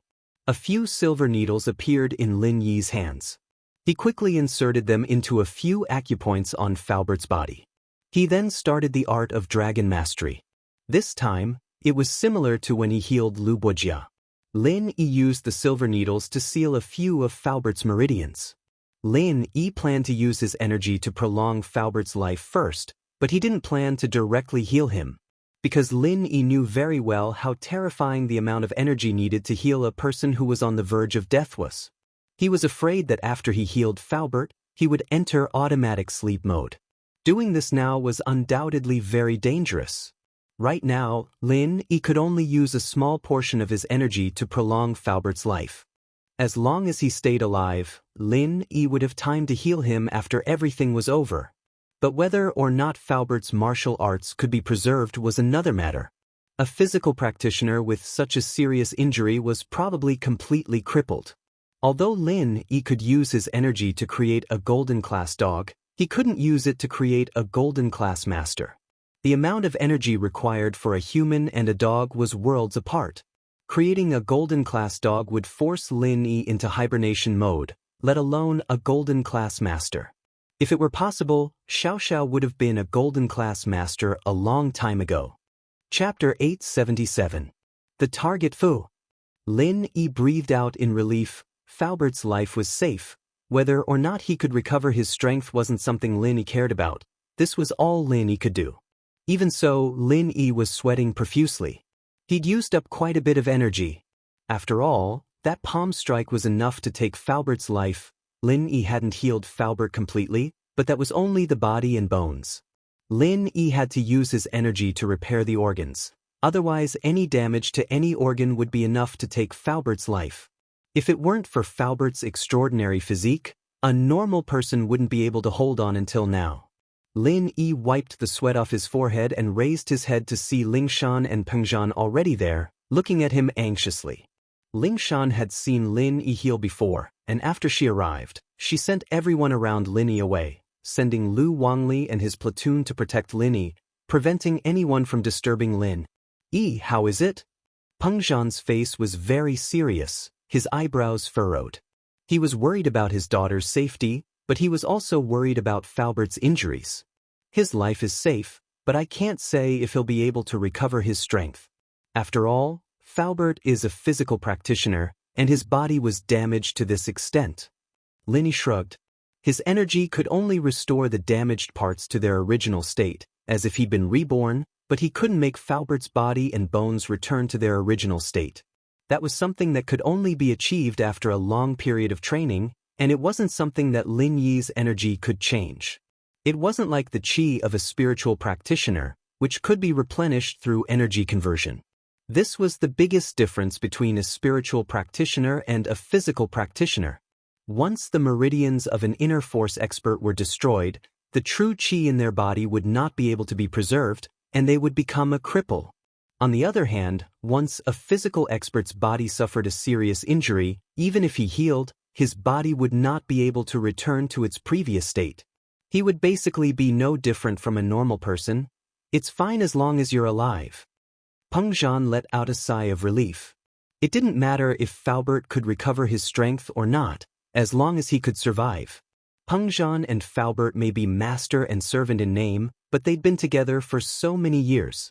Humans weren't plants or trees, so how could they be emotionless?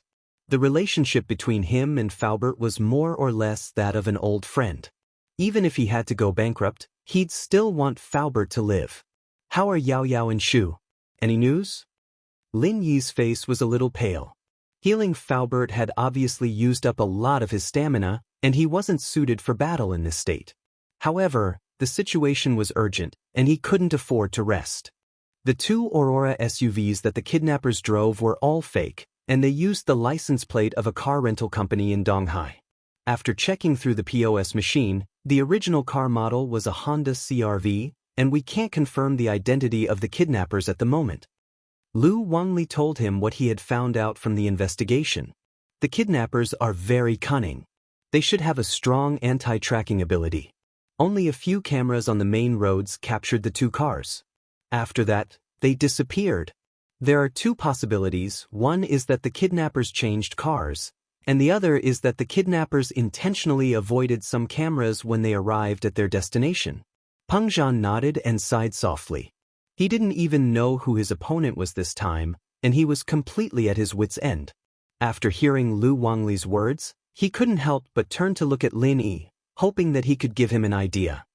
Uncle Chu, since the kidnappers kidnapped Yao Yao and Shu, they must have a purpose. I believe that they will contact us first. Lin Yi sighed and said, if the kidnappers didn't want to use Yao Yao and Shu for some purpose, they wouldn't have kidnapped them.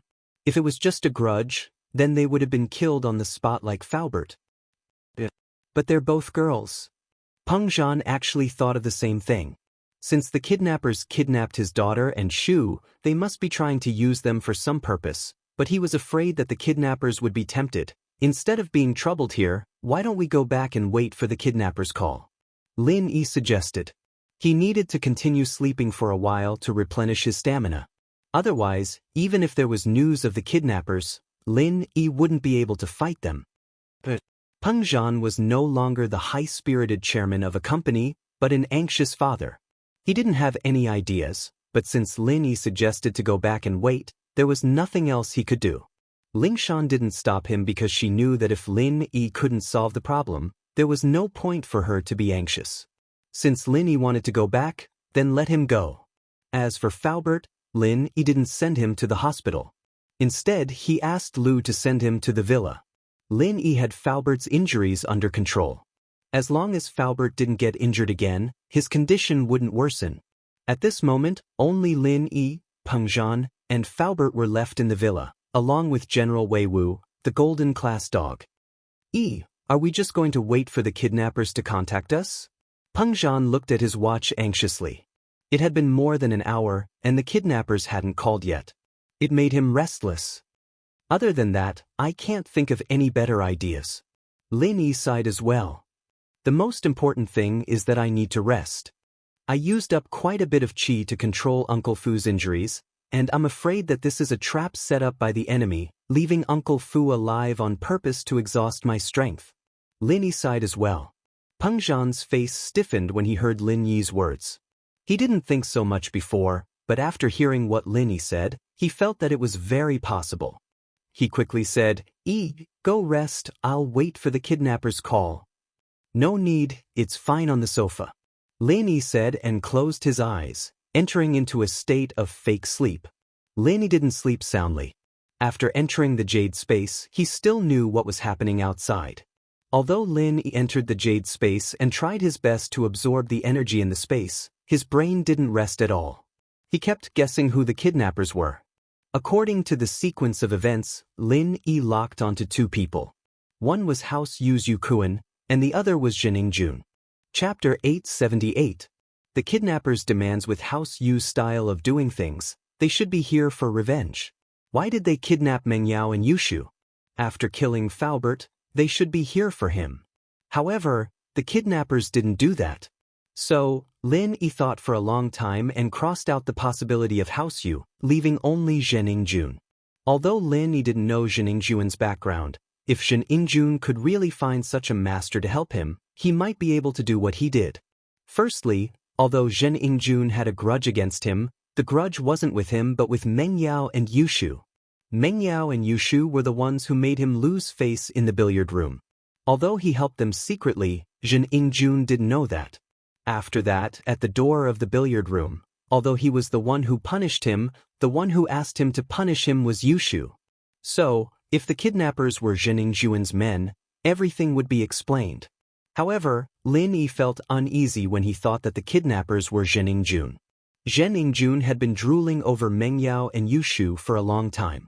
Would he do anything to them after this kidnapping? Lu Wangli's deduction was correct.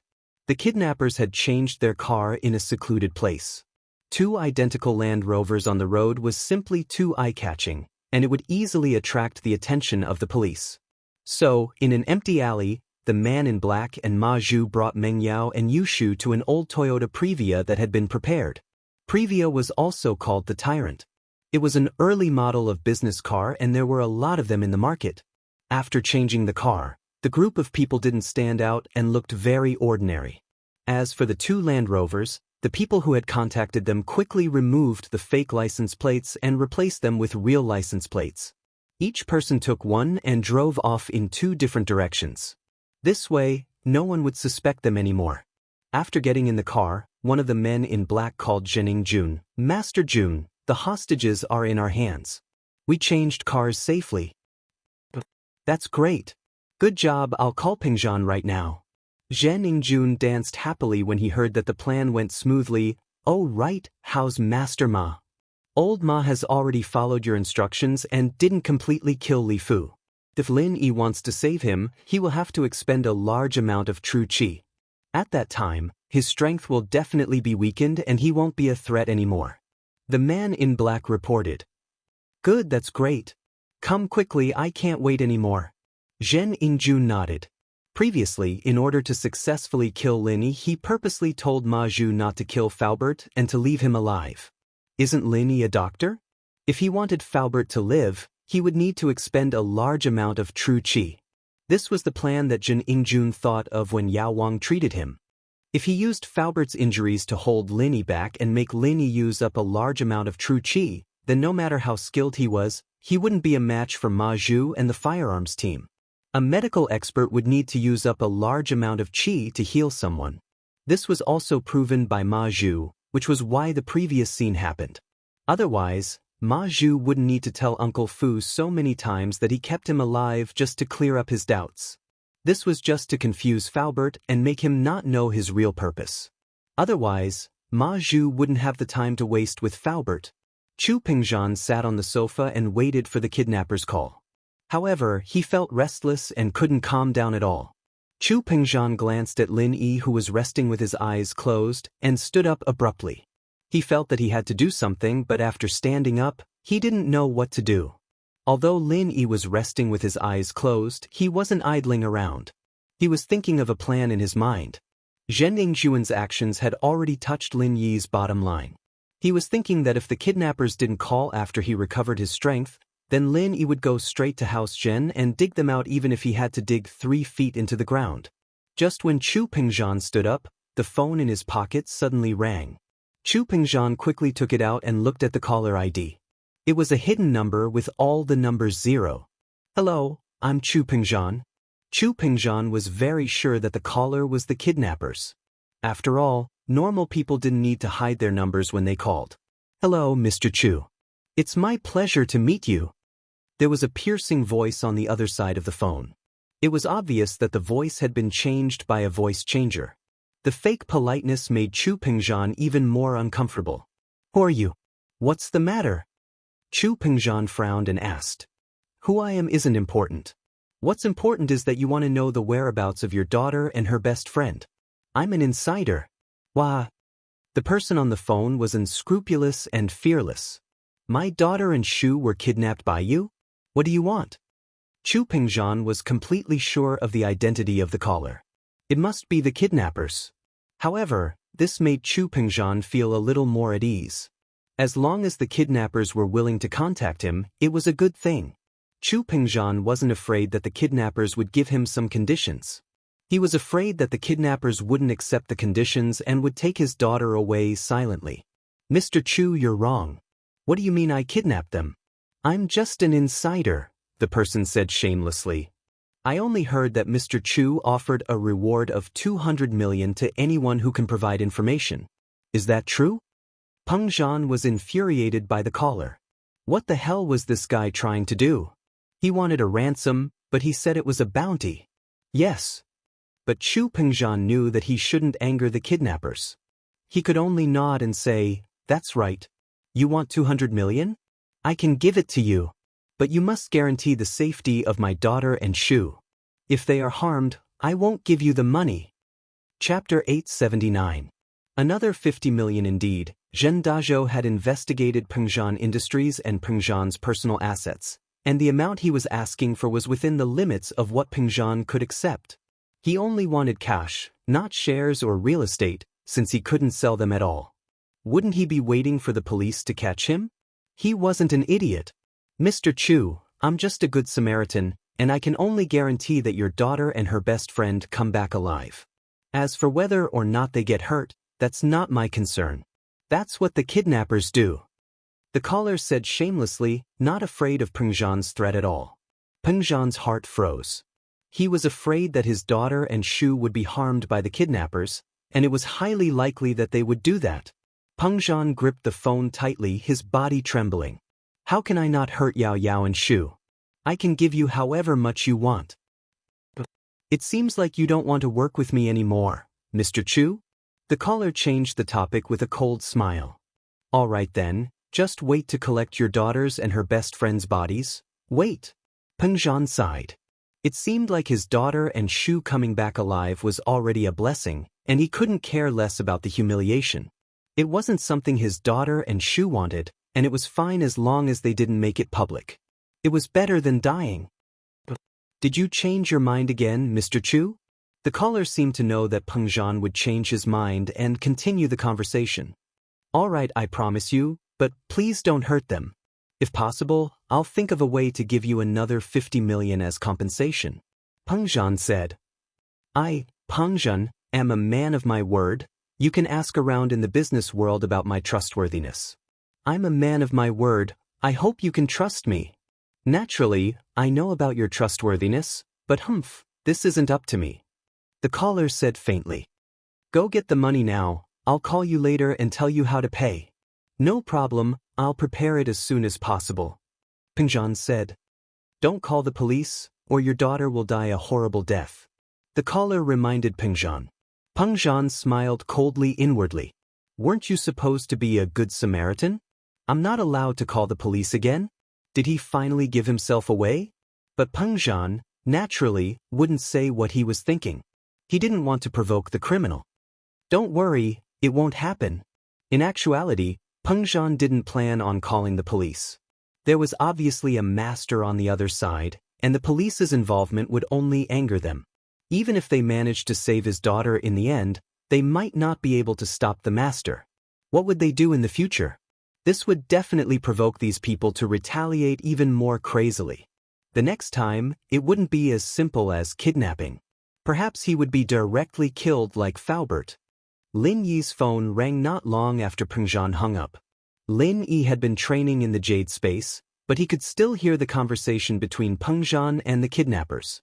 He didn't say anything, however, because he wanted to make the most of every second he had to recover his strength. Now that his phone was ringing, Lin Yi could only return to reality from the training space. He picked up the phone, thinking that it was also the kidnappers, but it was Lingshan's number. Hello? Any news? Linist. We've already monitored Mr. Pengzhan's phone, and we've heard the call from the kidnappers, but we didn't manage to locate them. The call came from a foreign IP phone server. Lingshan said, a little regretful. Do you need us to do anything? Not at the moment, I can handle it myself. They obviously have a master, and you're not their match. Lin Yi rejected Lingshan's help. Lingshan wasn't too happy with the words "you're not his opponent," but she understood that she really wasn't his opponent. She and Faubert were evenly matched. One was a late-phase golden class spiritual practitioner, and the other was a late-phase golden class peak physical practitioner. If they really fought, they should be evenly matched. But the kidnappers could injure Faubert with one palm. Lingshan would probably end up the same if she went. Fearful. Miss Dummy is cheering for you. Lingshan didn't know why, but she was a little worried. He pressured her so much and she was actually worried for him? Lingshan didn't understand her own thoughts either. Oh, okay. Lin Yi hung up. The reason why Songshan was called Songshan was because there were many mountains nearby. Other than Shuangyan Mountain that was developed into a tourist attraction, some of the steeper mountains weren't developed. Normally, no one would go up there. Among these steep mountains, there was one called South Mirror Mountain. Of course, this was a common name given to the mountain by the locals. As for the geographical name of the mountain, almost no one could say for sure. Even the name of this mountain might not be on the map. The reason why South Mirror Mountain was called South Mirror Mountain was because it was located to the south of Songshan. The name Mirror meant that the mountain was very steep and full of rocks. After the rain, it was as smooth as a mirror. In short, there was nothing on the mountain, and normal people wouldn't go up there.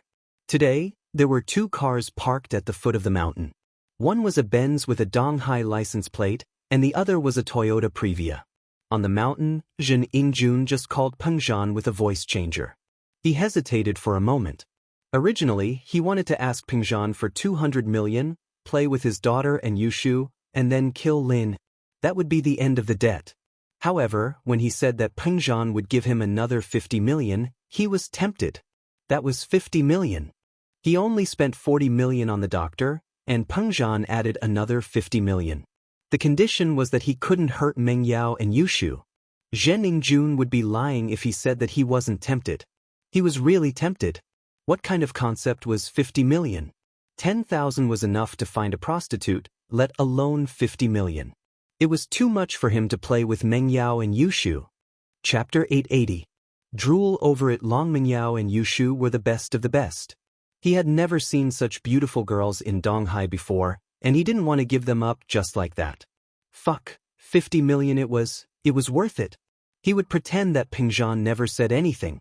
Thinking of this, Zhen Ingjun gritted his teeth and walked towards the cave. After negotiating the price with Pengzhan, it was time for him to enjoy the 2 beauties. After Meng Yao and Yushu woke up, they realized that their hands and feet were tied up and they were thrown into a cave. The light was dim and they couldn't see clearly. Yao Yao sis? Are you awake? Yushu subconsciously called Meng Yao as soon as she woke up. Yes. Meng Yao woke up 10 minutes earlier than Yushu. She was looking around the cave with an indescribable sadness on her face. The scene of Faubert flying out kept appearing in her mind. Meng Yao really hoped that it was just a dream and everything would be over when she woke up, but it wasn't a dream. Where are we? Are we dreaming?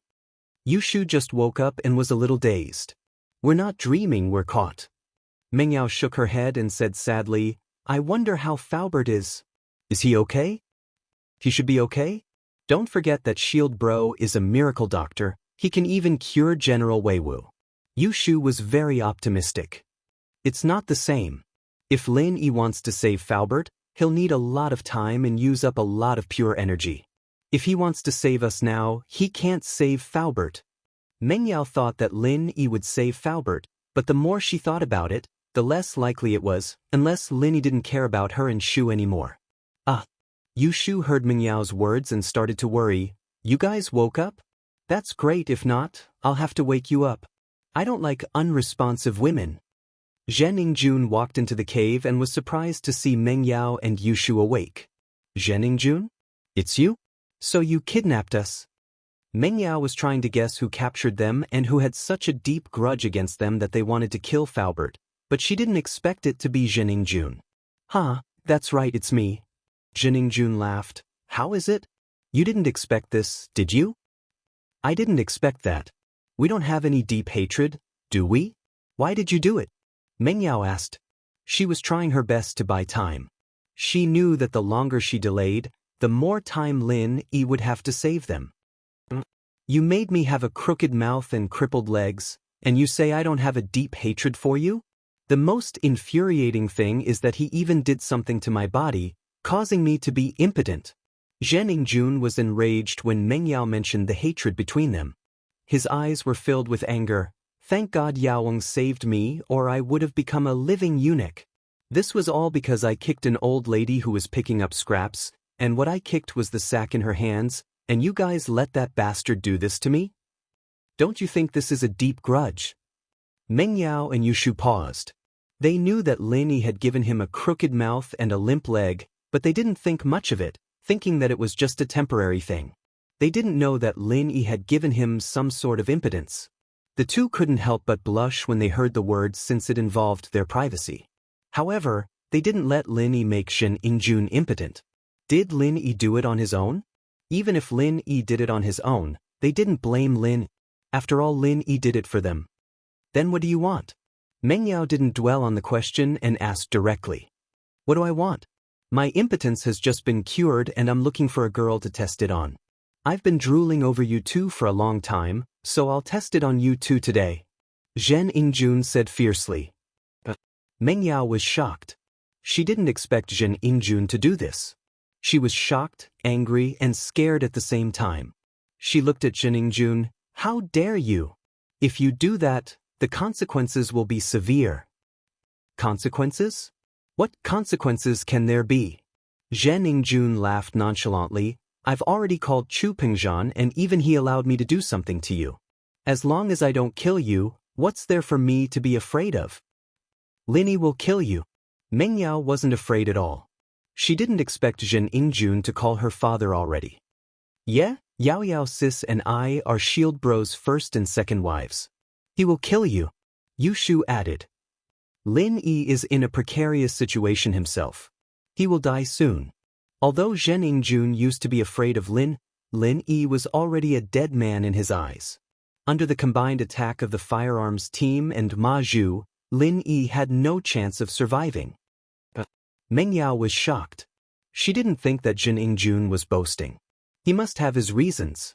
After all, Uncle Fu was severely injured by the master beside him and it was unknown whether he was dead or alive. What if the master was stronger than Lin Yi? Then Lin Yi coming here was no doubt a suicide mission. She didn't want Lin Yi to come here anymore. Alright, cut the bullshit. Which one of you is going to give yourself first? Zhen Yingjun looked at Meng Yao and Yushu with a lecherous smile. He felt that his lower body was reacting. Yaoweng was so powerful. He didn't have any reaction when he took Viagra, but after being treated by Zhen Yingjun, he became majestic all of a sudden. Oh wait, I need to go to the washroom. You go out first. Yushu suddenly said to Zhen Yingjun. Washroom? Zhen Yingjun froze. He didn't expect Yushu to want to go to the washroom at this time. He asked subconsciously, do you want to go to the washroom? Asterisk asterisk asterisk. Yushu said. I also want to go to the washroom. Meng Yao didn't know what Yushu meant, but she knew that Yushu was always weird and had a lot of ideas. She must have her reasons for wanting to go to the washroom at this time. What a lazy donkey. Zhen Yingjun was furious. He was in high spirits and these two wanted to go to the washroom. He had no choice but to say, then hurry up. Go out for a while. Otherwise, how can we come out in front of you? Yushu said. Chapter 881. You win. No, if you don't go out, I can't come out. I will pee my pants. Yushu didn't give up. Zhen Yingjun cursed. You win. If Yushu and Meng Yao really peed their pants, how disgusting would that be? There was no place to take a shower in the cave. How was he going to play if they peed their pants?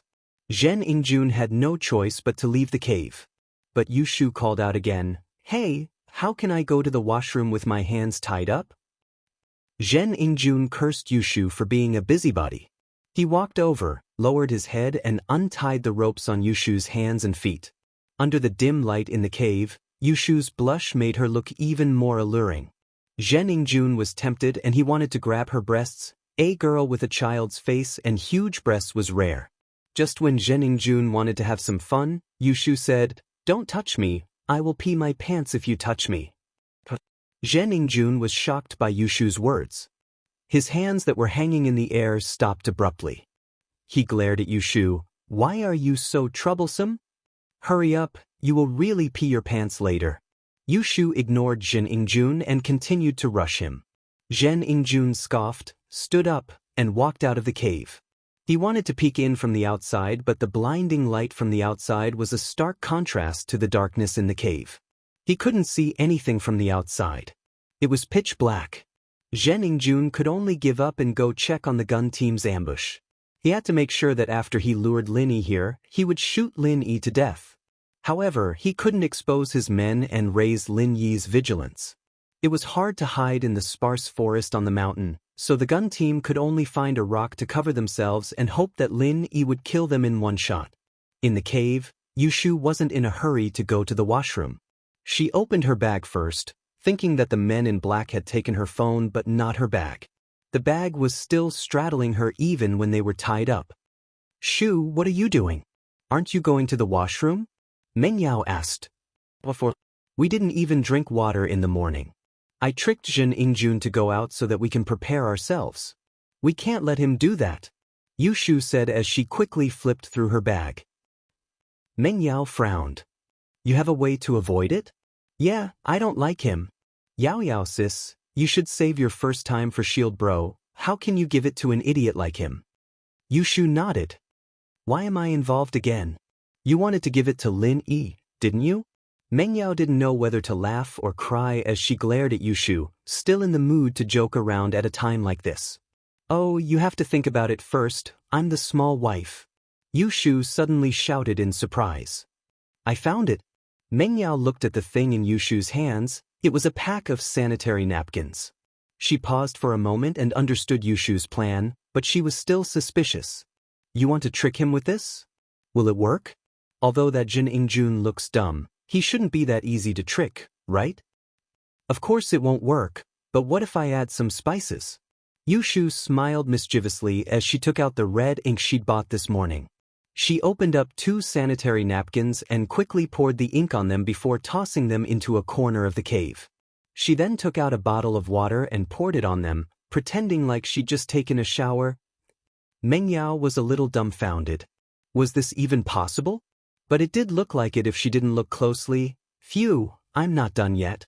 Yushu took out 2 sanitary napkins and poured the fountain water on them before stuffing them into her pants. "Shoo! You..." Meng Yao's eyes widened. "That's so much fountain water, it's so dirty." Yao, what about you? Come, I'll help you put it in your pants." Yushu took out another sanitary napkin and said to Meng Yao. "Me too?" Meng Yao said, feeling disgusted as she looked at the sanitary napkin that was covered in ink. "Oh, Yao, if you don't want to take a shower, just bear with it for a while. We can always go home and take a shower." Yushu didn't really care. Meng Yao could only acquiesce to Yushu's words. It felt weird, but Meng Yao had to admit that Yushu's idea wasn't bad. After everything was done, Yushu closed her bag and hid the fountain water. Done. Although Yushu's idea prevented the two from being violated by Zheningjun, Meng Yao felt sad when she thought of Faubert. "Shu, it's our fault for hurting Faubert. If we didn't want to mess with Zheningjun, this wouldn't have happened. I think that Shield Bro will have a way." Yushu trusted Lin. "You really trust him?" Meng Yao also hoped that Lin Yi would save Faubert first. It'd be best if he didn't come to save her and Shu. From Zheningjun's tone, he seemed to be prepared. If Lin Yi came, it'd be dangerous. "Oh, it's all right." Yushu nodded. Yao, don't you trust Shield Bro? He's saved us so many times already." "I don't know." Meng Yao shook her head. She was a little down because of Faubert. As they talked, Zheningjun returned to the cave. "Hey, are you two done peeing?" "Dilly-dallying, you really have a lot of things to do." "Oh, I'm done. Is there anything else?" Yushu asked. "What is it?" "Of course it's us." Zheningjun chuckled and a trace of desire flashed across his eyes. "I don't think you can do it today," Yushu said regretfully. "Can't do it? You think I can't do it?" If I say I can, then I must. Zhen Yingjun was amused by Yushu's words. She was already in his hands and she was still saying such childish words. No, I mean we're here for that. Yushu said with a shrug. Doing that? Which one?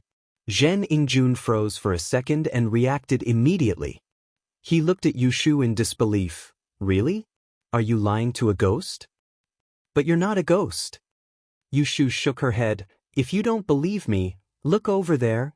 There's our sanitary napkins. Chapter 882.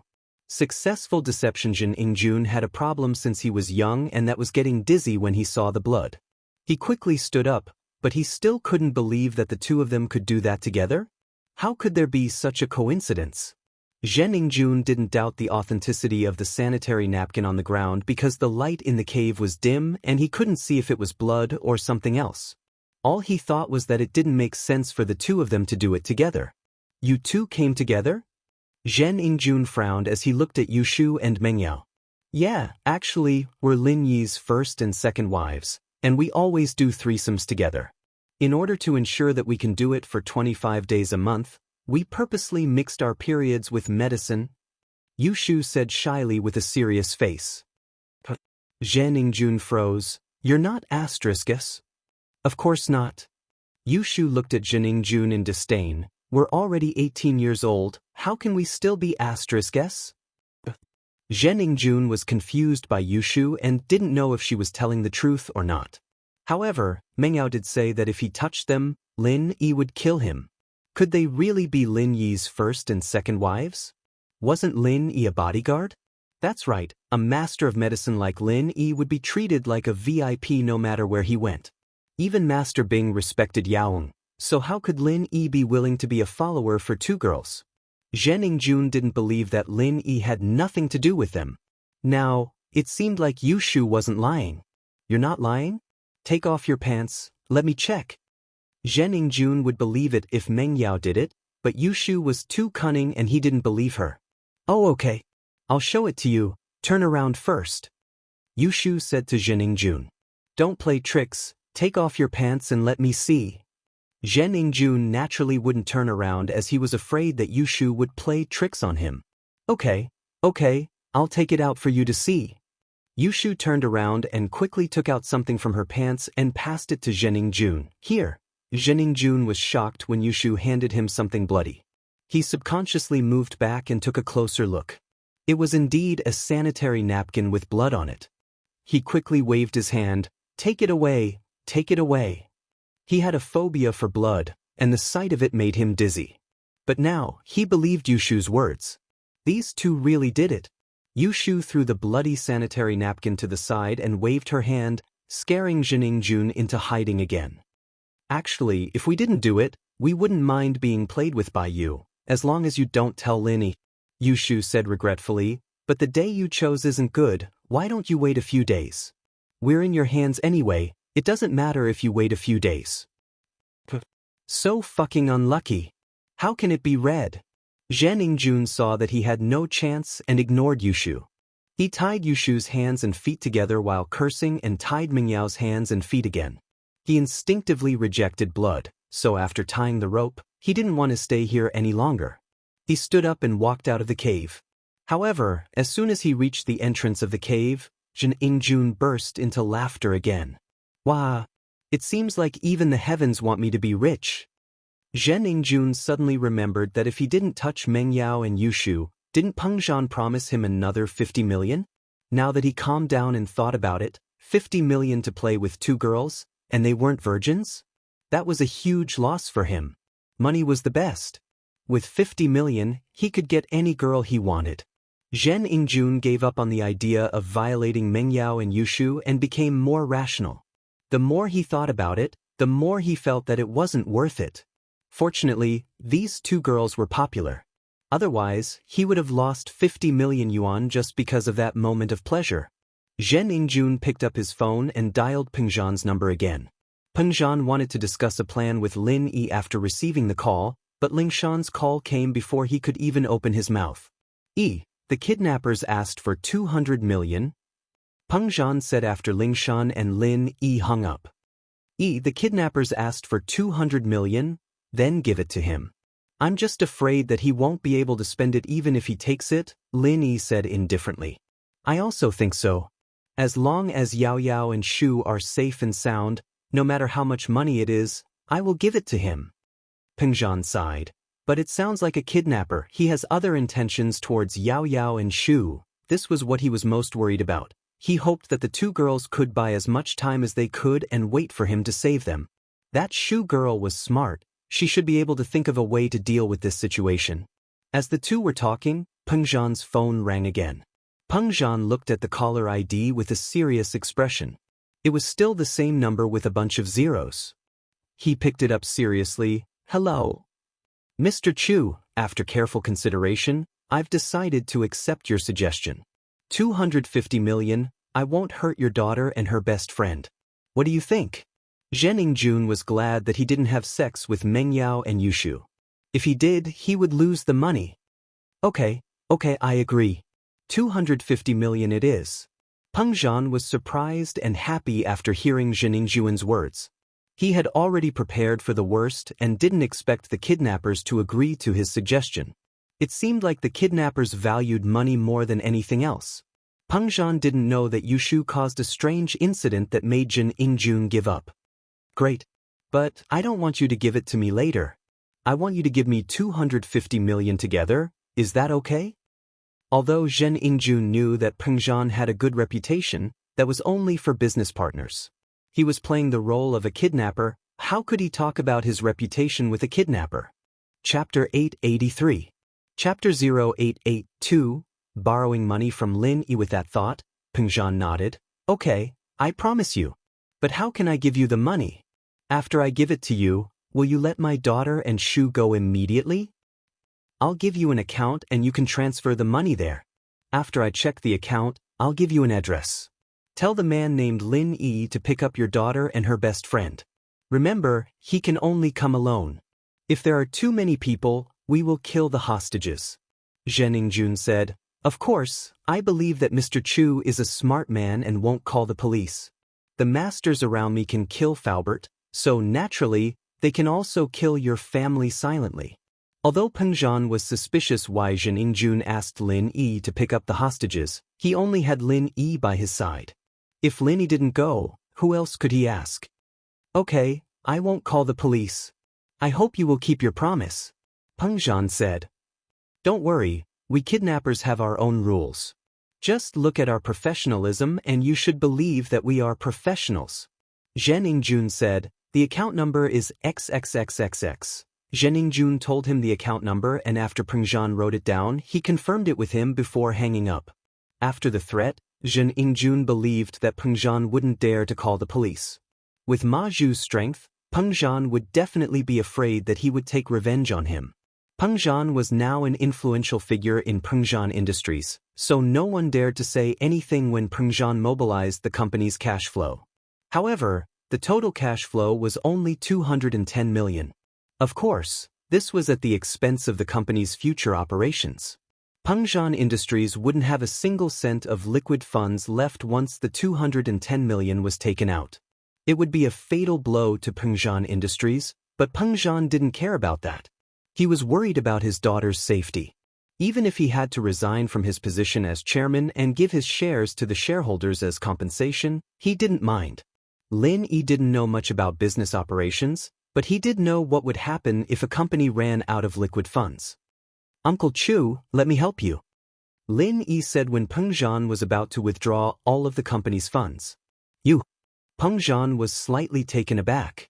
He didn't know that Lin Yi and Fatty Lai had started a company, and Meng Yao didn't tell him either. He only thought that Lin Yi and Fatty Lai had a good relationship, but he didn't know that Lin Yi played a role in Miracle Dr. Guan's medical company. Lin Yi took out his phone and called Fatty Lai. Fatty Lai, how much cash do you have? Boss? Why are you suddenly asking this? What's wrong? What happened? Fatty Lai asked. It's an emergency, Lin Yi said. Cash, we can only get 30 to 40 million at most.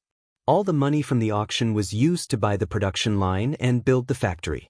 Our products aren't on the market yet, so most of the funds are stored in the warehouse for medicine.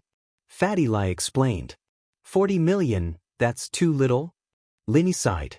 He didn't expect money to be so careless. Opening a medical company required so much investment. In fact, Fatty Lie also wanted to be the biggest medical company, and he bought the most advanced production line in the world. Miracle Dr. Guan's medical company was different from Dr. Kang's medical company. Other than injury medicine, Miracle Dr. Guan would also release more advanced medicines such as painkillers. If it was possible, the pill of life extension and toxin cleansing could be mass-produced as well. That would require very advanced equipment, so Fatty Lie decided to get everything done in one go.